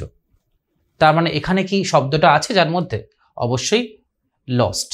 লস্ট মানে হচ্ছে হারিয়ে গিয়েছিল। তার মানে এখানে কারেক্ট আনসার হবে, what will be the correct answer, Jatin lost his pencil box on his way to school. স্কুলে যাওয়ার সময় যতীন তার পেন্সিল বক্সটি হারিয়ে ফেলেছিল। So the correct answer should be lost. Next we are coming to number E. Smita learned to subtract. আচ্ছা, কি হবে এখানে, হোপফুল, সাবস্ট্রাক্ট মানে হচ্ছে বিয়োগ করা। তো এখানে কি আর হবে, আমি উত্তরটা মুখে বলেই দিলাম, অ্যাড হবে। অ্যাড হওয়া মানে হচ্ছে যোগ করা, তার মানে উত্তরটা হবে গিয়ে add. Smita learned to add, সে যোগ করতে শিখল। ঠিক আছে, চলো 14B। আচ্ছা 14B আমি কেন নিলাম, এর আগে 14 এটা বাদ দিলাম বিকজ আমি তোমাদের বলছি অনেকগুলো অ্যাক্টিভিটি আমরা বাদ দেব, সেইগুলো কিন্তু অনেকগুলো না, বেশ কয়েকটা অ্যাক্টিভিটি যেগুলো আমাদের আসে না সাধারণত। তো আমরা শুরু করছি হচ্ছে অ্যাক্টিভিটি নাম্বার 14B। এখানে হচ্ছে রাইটিং স্কিল আছে, ঠিক আছে, রাইটিং স্কিলের মধ্যে লেটার আছে, পত্র লিখন বা লেটার রাইটিং। একটু চলো টপিকটা পড়ে নেওয়া যাক, একটু বিষয়টা পড়ে নিই। রাইট আ লেটার টু, তোমরা আগের ক্লাসে ইনফর্মাল লেটার করেছো কি না করেছো আমার সেটা ঠিক জানা নেই, কিন্তু আমি লেটারের ফরম্যাটটা তোমাদেরকে শেখাবো, ফরম্যাটটা শিখিয়ে আমরা লেটারটায় ঢুকবো। Write a letter to your friend, তোমার বন্ধুকে একটি চিঠি লেখো, ইন অ্যাবাউট 70 ওয়ার্ডস, 70 শব্দের মধ্যে। Telling him or her about a short tour you had recently gone to, তাকে একটা ছোট্ট ট্যুরে তুমি গেছো, একটা বেড়াতে গেছো কোথাও, সেই বেড়াতে যাওয়ার অভিজ্ঞতা জানিয়ে 70 শব্দের মধ্যে তোমার বন্ধুকে একটি চিঠি লিখতে হবে। Mention the places you had visited, কোথায় কোথায় আছে, এখানে পয়েন্টস দেওয়া আছে, অবশ্যই উল্লেখ করো সেই সব জায়গাগুলো যেখানে তুমি বেড়াতে গেছো। হাউ ইউ ট্রাভেলড, কিভাবে তুমি বেরিয়েছো, মানে কিসে, মানে যানবাহন কি কি ব্যবহার করেছো, কিভাবে ব্যবহার করেছো, তোমাদের প্ল্যানটা কীরকম ছিল। ডেফিনেটলি কোনো জায়গা আমরা বেড়াতে গেলে তার একটা নির্দিষ্ট প্ল্যান থাকে, অনেক সময় প্ল্যানটা আমাদের গণ্ডগোলও হয়ে যায়, অনেক সময় আমরা একরকম প্ল্যান করি কিন্তু পরিস্থিতি আমাদেরকে অন্যরকম প্ল্যান নিতে বাধ্য করে। যেমন আমাদের একবার, আমি জাস্ট উদাহরণটা দিচ্ছি, আমাদের একবার পুরী যাওয়ার কথা ছিল। তো অনেক বছর আগে, আমার মনে হচ্ছে 2000, I think it was in 2009, 2009 সালে। তো পুরী যাওয়ার কথা ছিল, তো রাত্রিবেলা ট্রেন ছিল বেশ 10:30 নাগাদ। তো আমরা হাওড়া স্টেশনে এসে পৌঁছলাম পুরী যাওয়ার জন্যে। ট্রেনটা আমার মনে নেই এক্স্যাক্টলি, কিন্তু হাওড়া স্টেশনে এসে শুনলাম একটা বিশাল বড় অ্যাক্সিডেন্ট হয়েছে, তাই সেই কারণে পুরো যত এক্সপ্রেস ট্রেন সেগুলো সেই রাতের জন্য বন্ধ রাখা হচ্ছে। এবারে আমরা কি করব, মাথায় হাত, এত জিনিসপত্র, ব্যাগেজ এসব নিয়ে কোথায় যাব। তো তখন সিদ্ধান্ত হলো, মুহূর্তের মধ্যে আমরা ইনস্ট্যান্টলি ডিসিশন নিয়েছি, সিদ্ধান্ত নিলাম যে ওখান থেকে আমরা সংখ্যায় মোটামুটি ধরো 12-14 জন ছিলাম। তো দুখানা বড় বড় টাটা সুমো আমরা ভাড়া করলাম ওখানে হাওড়া স্টেশন থেকে, ওখান থেকে গাড়ি ভাড়া পাওয়া যায়, বড় বড় দুটো টাটা সুমো ভাড়া করে আমরা, যাতে একটু হাত পা ছড়িয়েও যেতে পারি, গাড়িটা ভাড়া করে পুরীর উদ্দেশ্যে রওনা হলো। সে একটা অভিজ্ঞতা বটে, খুবই কষ্টকর অভিজ্ঞতা। এবং আমরা পৌঁছলাম হচ্ছে পরের দিন বোধহয় দুপুর 2টো না 3টের সময়। তার মধ্যে ডেফিনেটলি অনেক জায়গায় হল্ট করেছি, খাওয়া দাওয়া, স্নান ইত্যাদির জন্যে। তো এই হচ্ছে ব্যাপার, যে কোনো জায়গায় গেলেই বিভিন্ন রকম প্ল্যান নিয়ে আমরা যাই, কিন্তু সবসময় প্ল্যানগুলো আমাদের কাজ করে না। তো যখন লেটারটা লিখবে তোমরা কিন্তু এইভাবেই জিনিসটা যত স্পন্টেনিয়াসলি, স্বতঃস্ফূর্তভাবে লিখবে এবং ছোট ছোট সেন্টেন্সে লিখবে। বারবার আমি তোমাদের এটা বলছি, পত্র লিখন হোক, যে কোনো রাইটিং স্কিল হোক, প্যারাগ্রাফ হোক, তোমরা try to stick to short and simple sentences. যত ছোট ছোট শব্দে লিখবে তত তোমাদের ভুল কম হবে। আর ডেফিনেটলি একটা জিনিস মনে রাখতে হবে, যে জিনিসগুলো যেন একটু সাজিয়ে গুছিয়ে, প্রেজেন্টেশন ইজ ভেরি ইম্পর্টেন্ট।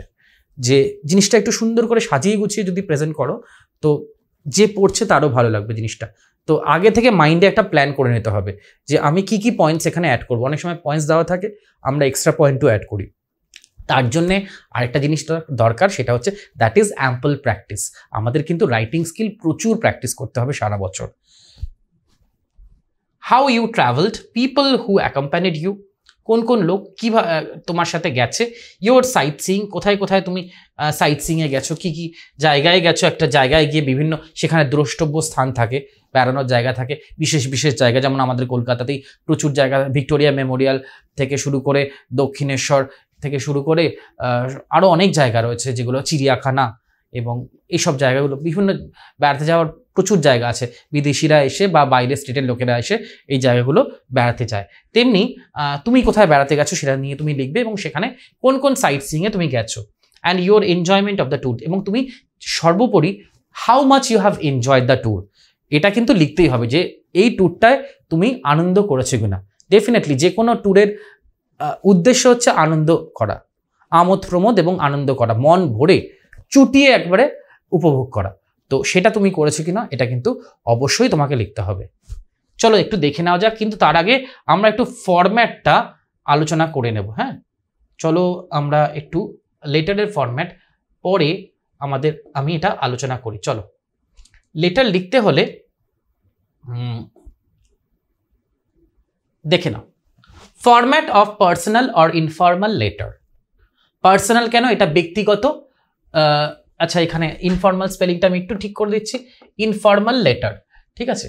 তো ইনফর্মাল লেটার বলতে ব্যক্তিগত চিঠি, যেটা আমরা আমাদের কাছের মানুষদের লিখি। অনেক সময় ব্যক্তিগত চিঠি কাছের মানুষদের লিখি, যেমন ধরো আমার কোনো বন্ধু, কোনো কাজিন, কোনো দাদু দিদা যারা বাইরে থাকে। এখন ব্যক্তিগত চিঠি লেখার প্রবণতাটা ক্রমশ কমে আসছে, আমাদের ছোটবেলায় খুবই ছিল, কিন্তু তাও আমরা চিঠি লিখে থাকি। ব্যক্তিগত চিঠির কিন্তু কোনো রিপ্লেসমেন্ট নেই, তাই এই ধরনের চিঠি আমরা লিখে থাকি অনেক সময়।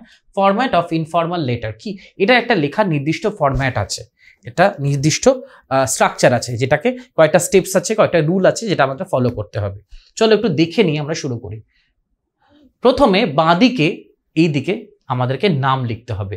আমি একটা নাম ব্যবহার করছি, তোমরা অন্য কোনো নামও ব্যবহার করতে পারো, যে কোনো কাল্পনিক নাম এবং পদবী। নিজের নামও অবশ্যই তোমরা নিজের নাম লিখবে। আমি লিখেছি Shubho Ghosh. Shubho Ghosh name of the sender, যে চিঠিটা লিখছে তার নামটা তোমাকে লিখতে হবে, ঠিক আছে। এটা হচ্ছে পয়েন্ট। কি পয়েন্ট না, নেম অফ দ্য সেন্ডার। আচ্ছা, মনে রাখতে হবে এই জিনিসটা কিন্তু তোমরা এরকমভাবে নেম অফ দ্য সেন্ডার বলে লেটারে লিখবে না, ঠিক আছে। এটা তোমাদের বোঝানোর সুবিধার্থে আমি লিখেছি। তোমরা লিখবে হচ্ছে এই পোর্শনটুকু, যেমন ধরো নামটা শুভ ঘোষ, ঠিক আছে। আচ্ছা, অ্যাড্রেস দিয়েছি, অ্যাড্রেস অফ দ্য সেন্ডার, যে চিঠিটা পাঠাচ্ছে তার অ্যাড্রেসটা এখানে লিখতে হবে। আমি দিয়েছি কি কাঁকুরগাছি, কলকাতা। পিনকোডটা লিখেছি 700054, ঠিক আছে। এই কথাটা কিন্তু লিখবে না, অ্যাড্রেস অফ দ্য সেন্টার। তোমাদের বোঝানোর সুবিধার্থে এই পয়েন্টটা কি সেটা আমি মেনশন করেছি। তারপর হচ্ছে ডেট। আজকে আমি মোটামুটি একটা নিয়ারেস্ট তারিখ দিয়েছি 21শে ফেব্রুয়ারি 2024। তারপরে লিখেছি হচ্ছে গ্রিটিংস, স্যালিউটেশন। তারপরের পয়েন্টটা হচ্ছে গ্রিটিংস বা স্যালিউটেশন। তুমি কিভাবে মানুষটাকে সম্বোধন করবে। তোমার যদি প্রিয় বন্ধু হয় তাহলে লিখবে my favourite cousin, by my favourite friend, হ্যাঁ, মাই ক্লোজ ফ্রেন্ড, এরকমভাবে তোমরা অ্যাড্রেস করতে পারো। বা তার নামটাই ডিয়ার, ধরো নাম লিখছো, যেমন ধরো তার নাম ধরলাম Ram, so you can start with dear Ram. বা যদি বয়সে বড় কোনো মানুষ হয় সেক্ষেত্রে তোমরা লিখতে পারো respected uncle. You can also write dear uncle, it doesn't matter. আমি রেসপেক্টেডটা লিখেছি কেননা তারা তো গুরুজন, বয়সে বড়, তাই আমি রেসপেক্টেড শব্দটা ব্যবহার করেছি। রেসপেক্টেড আঙ্কেল, এটা নির্ভর করছে টপিক বিশেষে। ধরো বয়োজ্যেষ্ঠ হলে শ্রদ্ধেয় কাকা বা শ্রদ্ধেয় জ্যাঠা। বন্ধু হলে ডিয়ার রাম, রাম নামটা আমি এমনিই দিলাম, ঠিক আছে। তোমরা যে কোনো নাম ব্যবহার করতে পারো, প্রিয় রাম, ঠিক আছে। Like this you can write. Next point, তারপরে এসে যাচ্ছে আমাদেরকে শুরু, একদম ওপেনিং লাইন্স। এগুলো হচ্ছে ওপেনিং লাইন্স। লেটারের শুরুতে আমাদের ওপেনিং লাইনগুলো, লেটারটা যখন শুরু করছি প্রথম যেটা বডিতে আমরা কি লিখব, কয়েকটা শব্দ দিয়ে। I hope you are absolutely fine by the grace of God. আশা করি ঈশ্বরের ইচ্ছায় তুমি সম্পূর্ণ সুস্থ এবং ভালো আছো। In this letter I want to explain about, তারপরে লিখছো এই চিঠিতে আমি ব্যাখ্যা করতে চলেছি কিসের বিষয়, যেটা বিষয় থাকবে সেই বিষয়টা তুমি এখানে লিখে দেবে। ব্ল্যাঙ্ক দিয়েছি কেননা এটা টপিক ওয়াইজ নির্ভর করে, কেননা এটা তো আর কমন আসে না যে স্কুলে যেরকম টপিক দেবে। তো তুমি এই শব্দগুলো যদি ব্যবহার করো, এই বাক্যগুলো, তাহলে এইগুলো একটু মুখস্থের মতন ধরে নাও করে নিলে, তাহলে কিন্তু it will help you to score good marks. তো এই জায়গাগুলো তোমরা, this is the way you can frame your sentences or you can start your letter. In this letter I want to explain about the dash বলে টপিকটা লিখলে। ধরো about my, ধরো zoo নিয়ে লিখছো, about my visit to a zoo. Okay, next sentence, so I write it here briefly about. So আমি এটা ছোট্ট করে সংক্ষিপ্ত আকারে এখানে লিখছি। সো এটাই হচ্ছে ওপেনিং লাইন। ঠিক আছে, ওপেনিং লাইন শব্দটা আমি কেটে দেবে, ওপেনিং লাইনটা তোমাদের বোঝার সুবিধার্থে আমি দিয়েছিলাম। ঠিক আছে, তো এইগুলো তোমরা কিন্তু লিখবে পুরো। বডি অফ দ্য লেটার, এবারে আসছি হচ্ছে বডি অফ দ্য লেটার, লেটারের মূল অংশ। এখানে হচ্ছে যেটা টপিক থাকবে সেটাকে আমি ব্যাখ্যা করব, ছোট ছোট সেন্টেন্স ফ্রেম করে। সাধারণত 8 থেকে 10টা সেন্টেন্স দিলে ভালো। ঠিক আছে, এটা হচ্ছে ক্লাস 7-এর, তোমরা ছোট ক্লাস, তোমাদের জন্য বলছি যে 8 থেকে 10টা শব্দ, ছোট ছোট শব্দ না, বাক্য। You have to write short and simple, at least 8 to 10 short and simple sentences. So let's take a look at, এখানে হচ্ছে বডি, এটা হচ্ছে মূল অংশ, এখান থেকেই কিন্তু নাম্বার তোলার জায়গা। নেক্সট কনভে, এটা হচ্ছে ক্লোজিং লাইন, কিভাবে লেটারটা শেষ করবে। Convey my best regards to your parents, তোমার বাবা মাকে আমার শ্রদ্ধা বা প্রণাম, যেটা আমার বাংলায় বলি প্রণাম, আমার শ্রদ্ধা জানিও। ইউ টেক মাই রিগার্ডস, তুমি আমার শ্রদ্ধা নিও। ঠিক আছে, I will eagerly wait for your reply, আমি তোমার উত্তরের জন্য অপেক্ষা করব, উৎসুকভাবে অপেক্ষা করব। I will eagerly wait for your reply. Eagerly মানে হচ্ছে খুব ইন্টারেস্ট নিয়ে, খুব আগ্রহ ভরে, অত্যন্ত আগ্রহ ভরে তোমার চিঠির জন্য, তোমার উত্তরের জন্য আমি অপেক্ষা করব। লাস্ট লাইনটা হচ্ছে take care. So this is the way you can conclude or close your letter. এইভাবে লেটারটা তোমরা শেষ করতে পারো।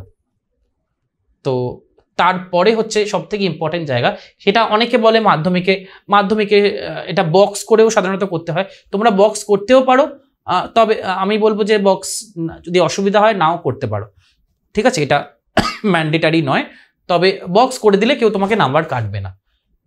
উইথ রেসপেক্ট, উইথ লাভ, এইখান থেকে সঞ্জয় সাহা, তোমার নামটা লিখলে, তোমার নাম না, যাকে চিঠিটা পাঠাচ্ছ, ধরে নাও তোমার বন্ধুর নাম সঞ্জয়, তার নামটা লিখেছি সঞ্জয় সাহা, তার বাবার নাম লিখলাম বিজয় সাহা, কেয়ার অফ। এটা যদি তোমার আঙ্কেল হয়, ঠিক আছে, সঞ্জয় সাহা যদি তোমার আঙ্কেল হয়, তাহলে কিন্তু কেয়ার অফের পোর্শনটা লাগবে না, কেননা তিনি প্রাপ্তবয়স্ক ব্যক্তি, তিনি কারোর কেয়ারে থাকেন না, তিনি একাই নিজের দেখাশোনা করতে পারেন, তিনি প্রাপ্তবয়স্ক ব্যক্তি। সঞ্জয় সাহা তোমার যদি সমবয়সী কোনো বন্ধু বা ভাই বোন হয়, বা তোমার থেকে সামান্য বড় ভাই বোন হয়, তাদের ক্ষেত্রে তুমি কেয়ার অফটা লিখবে, কেননা তারা প্রাপ্তবয়স্ক নয়, তারা কারোর না কারোর কেয়ারে রয়েছে। তো তারপর হচ্ছে তার চিঠিটা দিয়েছি খানপুর, ঘাটাল, পশ্চিম মেদিনীপুর, পিনকোড দিচ্ছি 721212, অ্যাড্রেস অফ দ্য রেসিপিয়েন্ট। ঠিক আছে, আবার এটা কেটে দিচ্ছি। এই ইয়েগুলো তোমরা লিখবে না, এই যে name of the recipient, address of the recipient, এগুলো তোমাদের সুবিধার্থে আমি পয়েন্টসগুলো লিখেছি। ঠিক আছে, তো এইভাবে তোমরা লেটারটা কনক্লুড করতে পারো। এই হয়ে গেল আমাদের লেটারের ফরম্যাট। এবারে আমরা মূল লেটার, যেটা আমাদের অ্যাক্টিভিটি নাম্বার 14B-তে ছিল, চলো ওটা একটু আলোচনা করে নেওয়া যাক।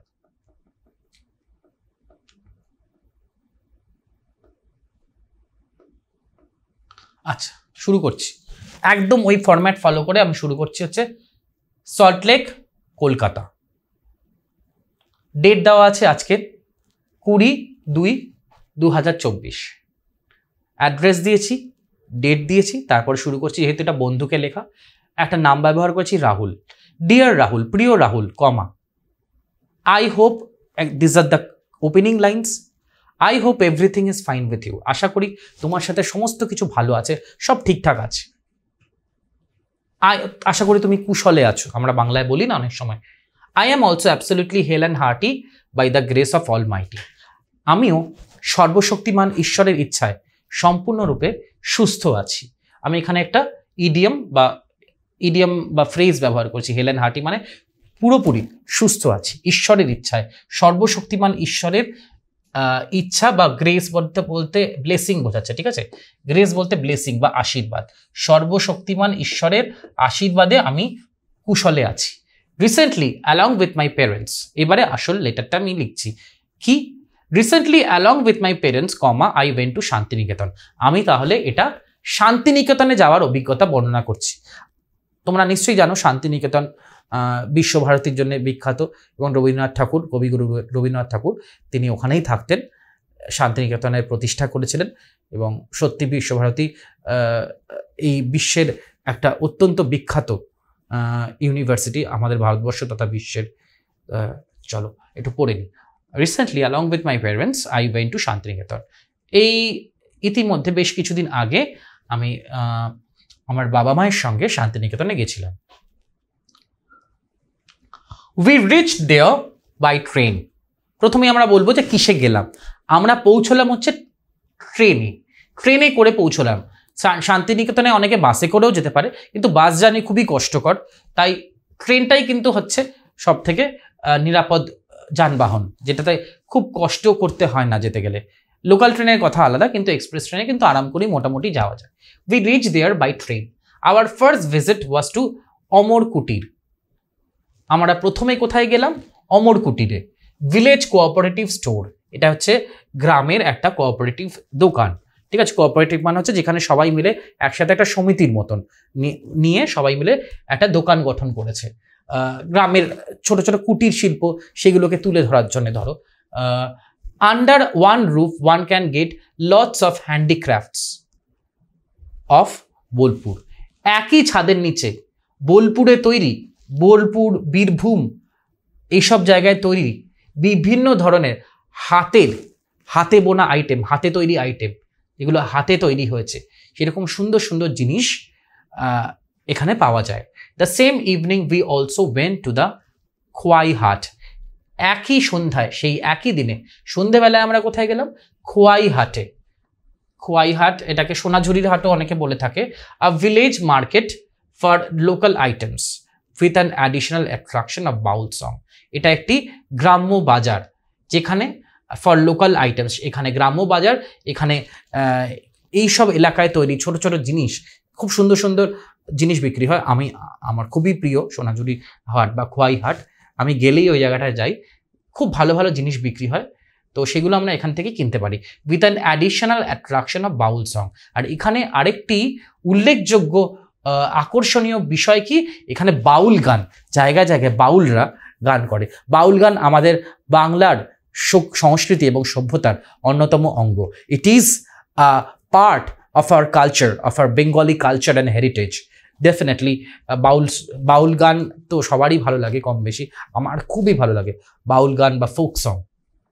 Next day we visited Visva Bharati. তারপরের দিন আমরা কোথায় গেলাম? বিশ্বভারতী ইউনিভার্সিটিতে, বিশ্বভারতী বিশ্ববিদ্যালয়। Starting from Surul Kuthibari to Patha Bhavana, এইসব জায়গাগুলোতে আমরা গেলাম। সুরুল কুঠিবাড়ি, পাঠভবন, কলা ভবন, হ্যাঁ, পৌষ মেলা গ্রাউন্ড, পৌষ মেলার যেখানে অনুষ্ঠিত হয় সেই জায়গাটায় গেলাম।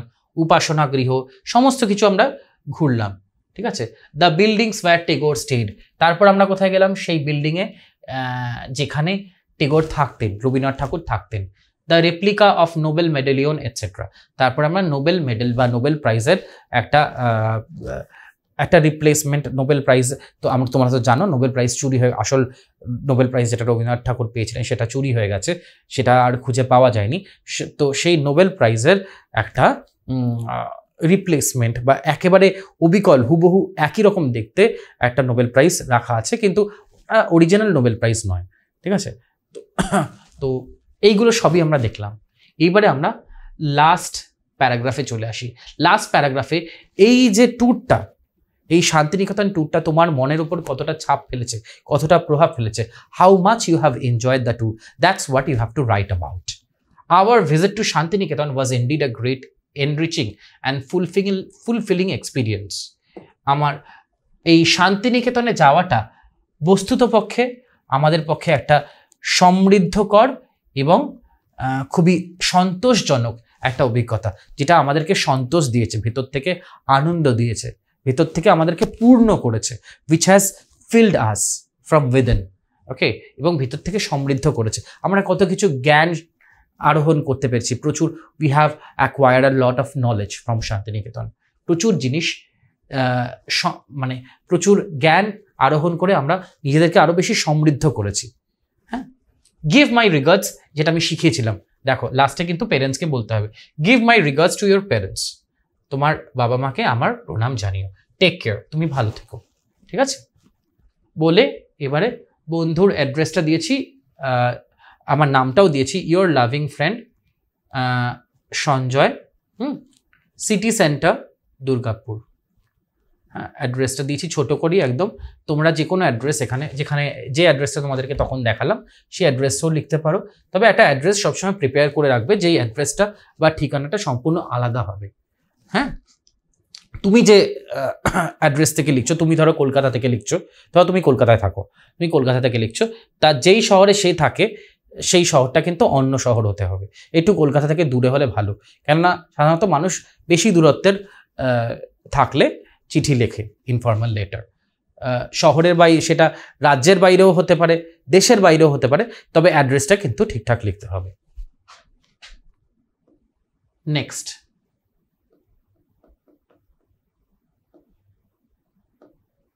activity 15. We have almost come to the last activity of this chapter.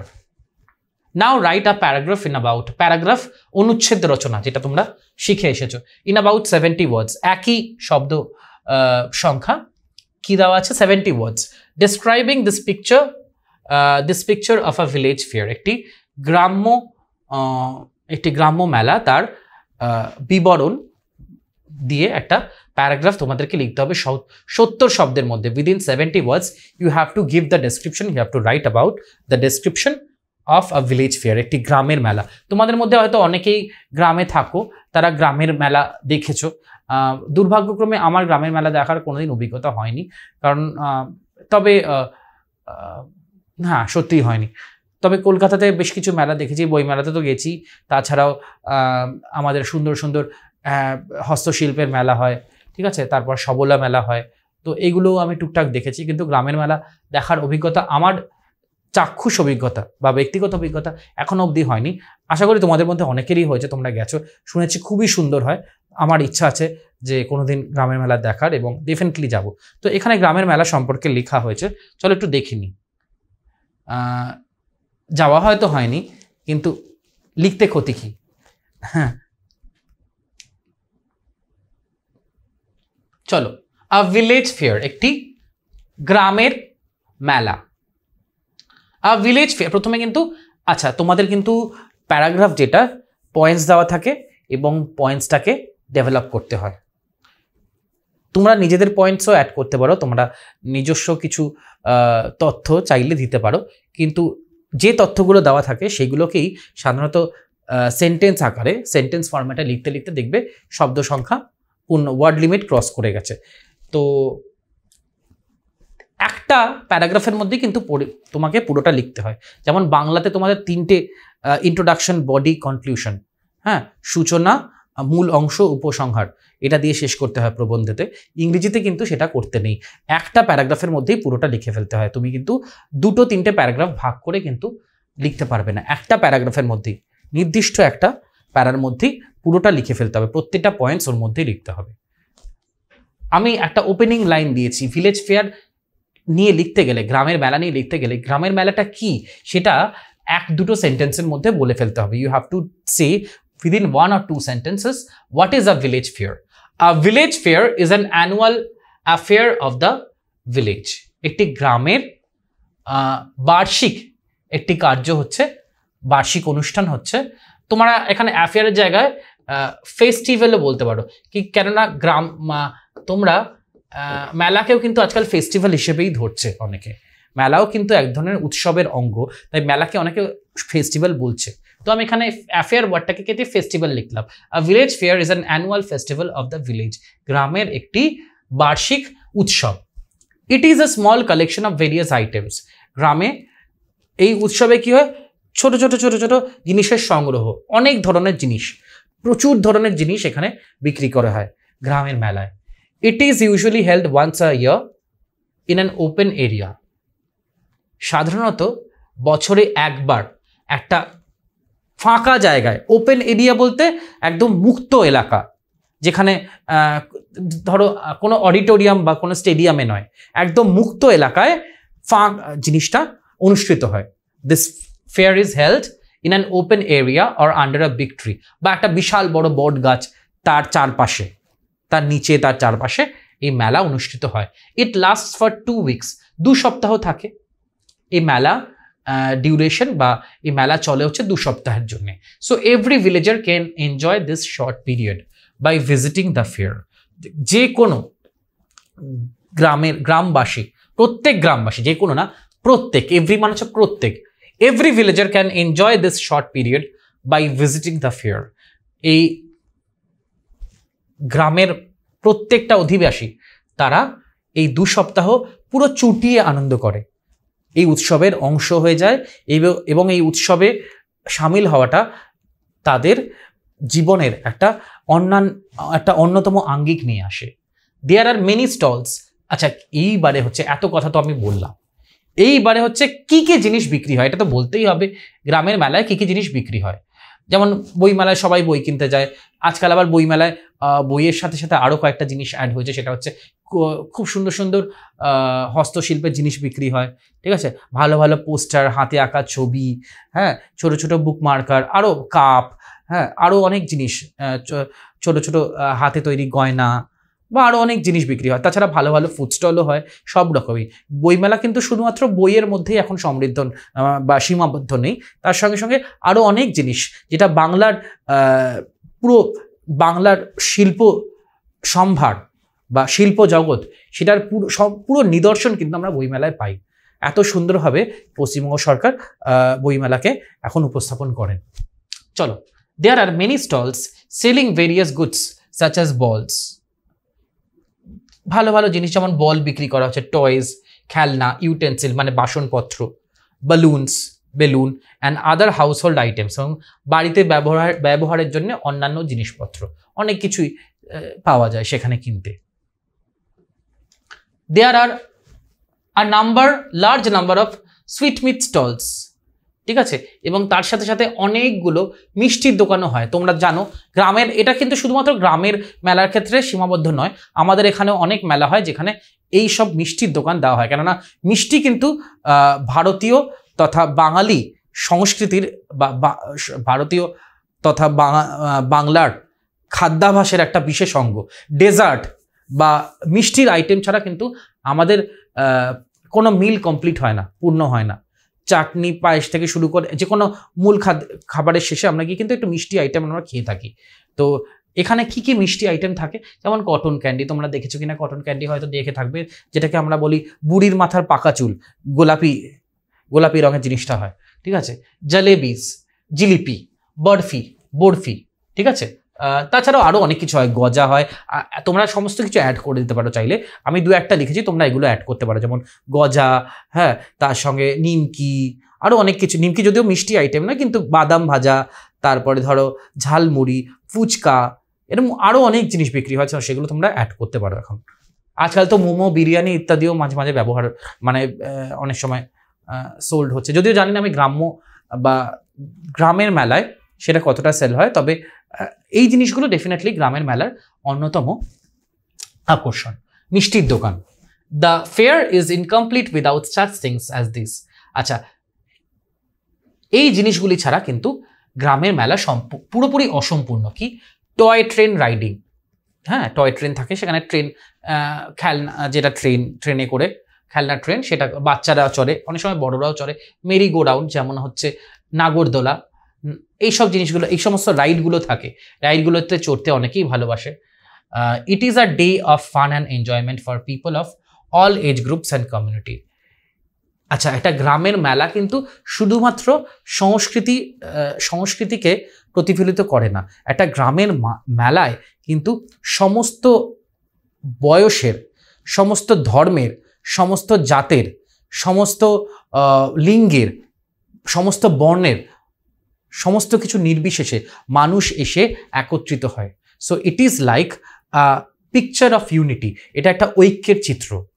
আমাদের দেশ এবং যে কতটা ঐক্যবদ্ধ সব কিছু শেষে গিয়ে, যত শত লাঠালাঠি সত্ত্বেও সেটা একটা মেলায় গিয়ে আমরা অনুভব করতে পারি, যেখানে সমস্ত বর্ণভেদ, জাতিভেদ, ধর্মভেদ সব কিছু ভুলে, লিঙ্গ বৈষম্য সমস্ত কিছু ভুলে সমস্ত ধরনের সমস্ত বয়সের মানুষ এসে একত্রিত হয় এবং তারা এই আনন্দে সামিল হয়। রিচ অর পুয়ার, সেটা তারা বড়লোক হোক বা দরিদ্র হোক, ওল্ড অর ইয়াং, বয়স্ক হোক বা কম বয়স হোক, it is considered an important part of hour Indian culture. আমাদের ভারতীয় সংস্কৃতির কিন্তু অন্যতম অঙ্গ হচ্ছে একটা ফেয়ার বা মেলা, যেটা আমাদের পুরো ভারতীয় সংস্কৃতির, ভারতীয় সভ্যতার পুরো চিত্রটাকে, ঐক্যবদ্ধ চিত্রটাকে সুন্দরভাবে আমাদের সামনে উপস্থাপন করে বা তুলে ধরে। মোটামুটি we have come to the end of this class. সমস্ত যা যা অ্যাক্টিভিটি, এই অ্যাক্টিভিটির সঙ্গে এই যে যা যা অ্যাক্টিভিটি আমরা ডিসকাস করলাম এই চ্যাপ্টার থেকে, প্রত্যেকটাই কিন্তু খুব ইম্পর্টেন্ট। তোমরা ক্লাসটা, I will request you please watch this classes carefully, খুব মন দিয়ে প্রত্যেকটা ক্লাস তোমরা দেখো এবং অবশ্যই দেখতে থাকো টিউটোপিয়ার ইউটিউব চ্যানেল। সেখানে প্রত্যেকটা চ্যাপ্টার, প্রত্যেকটা অনুশীলনী খুব সুন্দরভাবে প্রাঞ্জল ভাষায় ব্যাখ্যা করা আছে। They have been explained in simple and lucid English. তোমরা ইউটিউব চ্যানেল, টিউটোপিয়ার যে ইউটিউব চ্যানেল সেটা দেখতে থাকো, আর তার সাথে সাথে অবশ্যই টিউটোপিয়ার যে লাইভ ক্লাসেস আছে সেইগুলোর জন্য তোমরা টিউটোপিয়ার অ্যাপটা ডাউনলোড করে নাও প্লে স্টোর থেকে, এবং ডেফিনেটলি সেখানে আরও সুন্দরভাবে চ্যাপ্টারগুলো তোমরা দেখতে পারবে। চ্যাপ্টারগুলো আরও সুন্দরভাবে ব্যাখ্যা করা আছে, তাই দেখতে থাকো টিউটোপিয়ার লাইভ ক্লাসেস এবং তার সাথে সাথে টিউটোপিয়ার ইউটিউব চ্যানেল সাবস্ক্রাইব করতে ভুলো না। And in this way you will get the helps for all the subjects and it will help you to score good marks in all the subjects. So good luck to all of you. আমরা পরবর্তীকালে আবার কোনো একটা chapter নিয়ে, আবার কোনো একটা চ্যাপ্টারের অ্যাক্টিভিটি বা কোয়েশ্চেন অ্যান্সারের এক্সপ্লেনেশন নিয়ে চলে আসবো।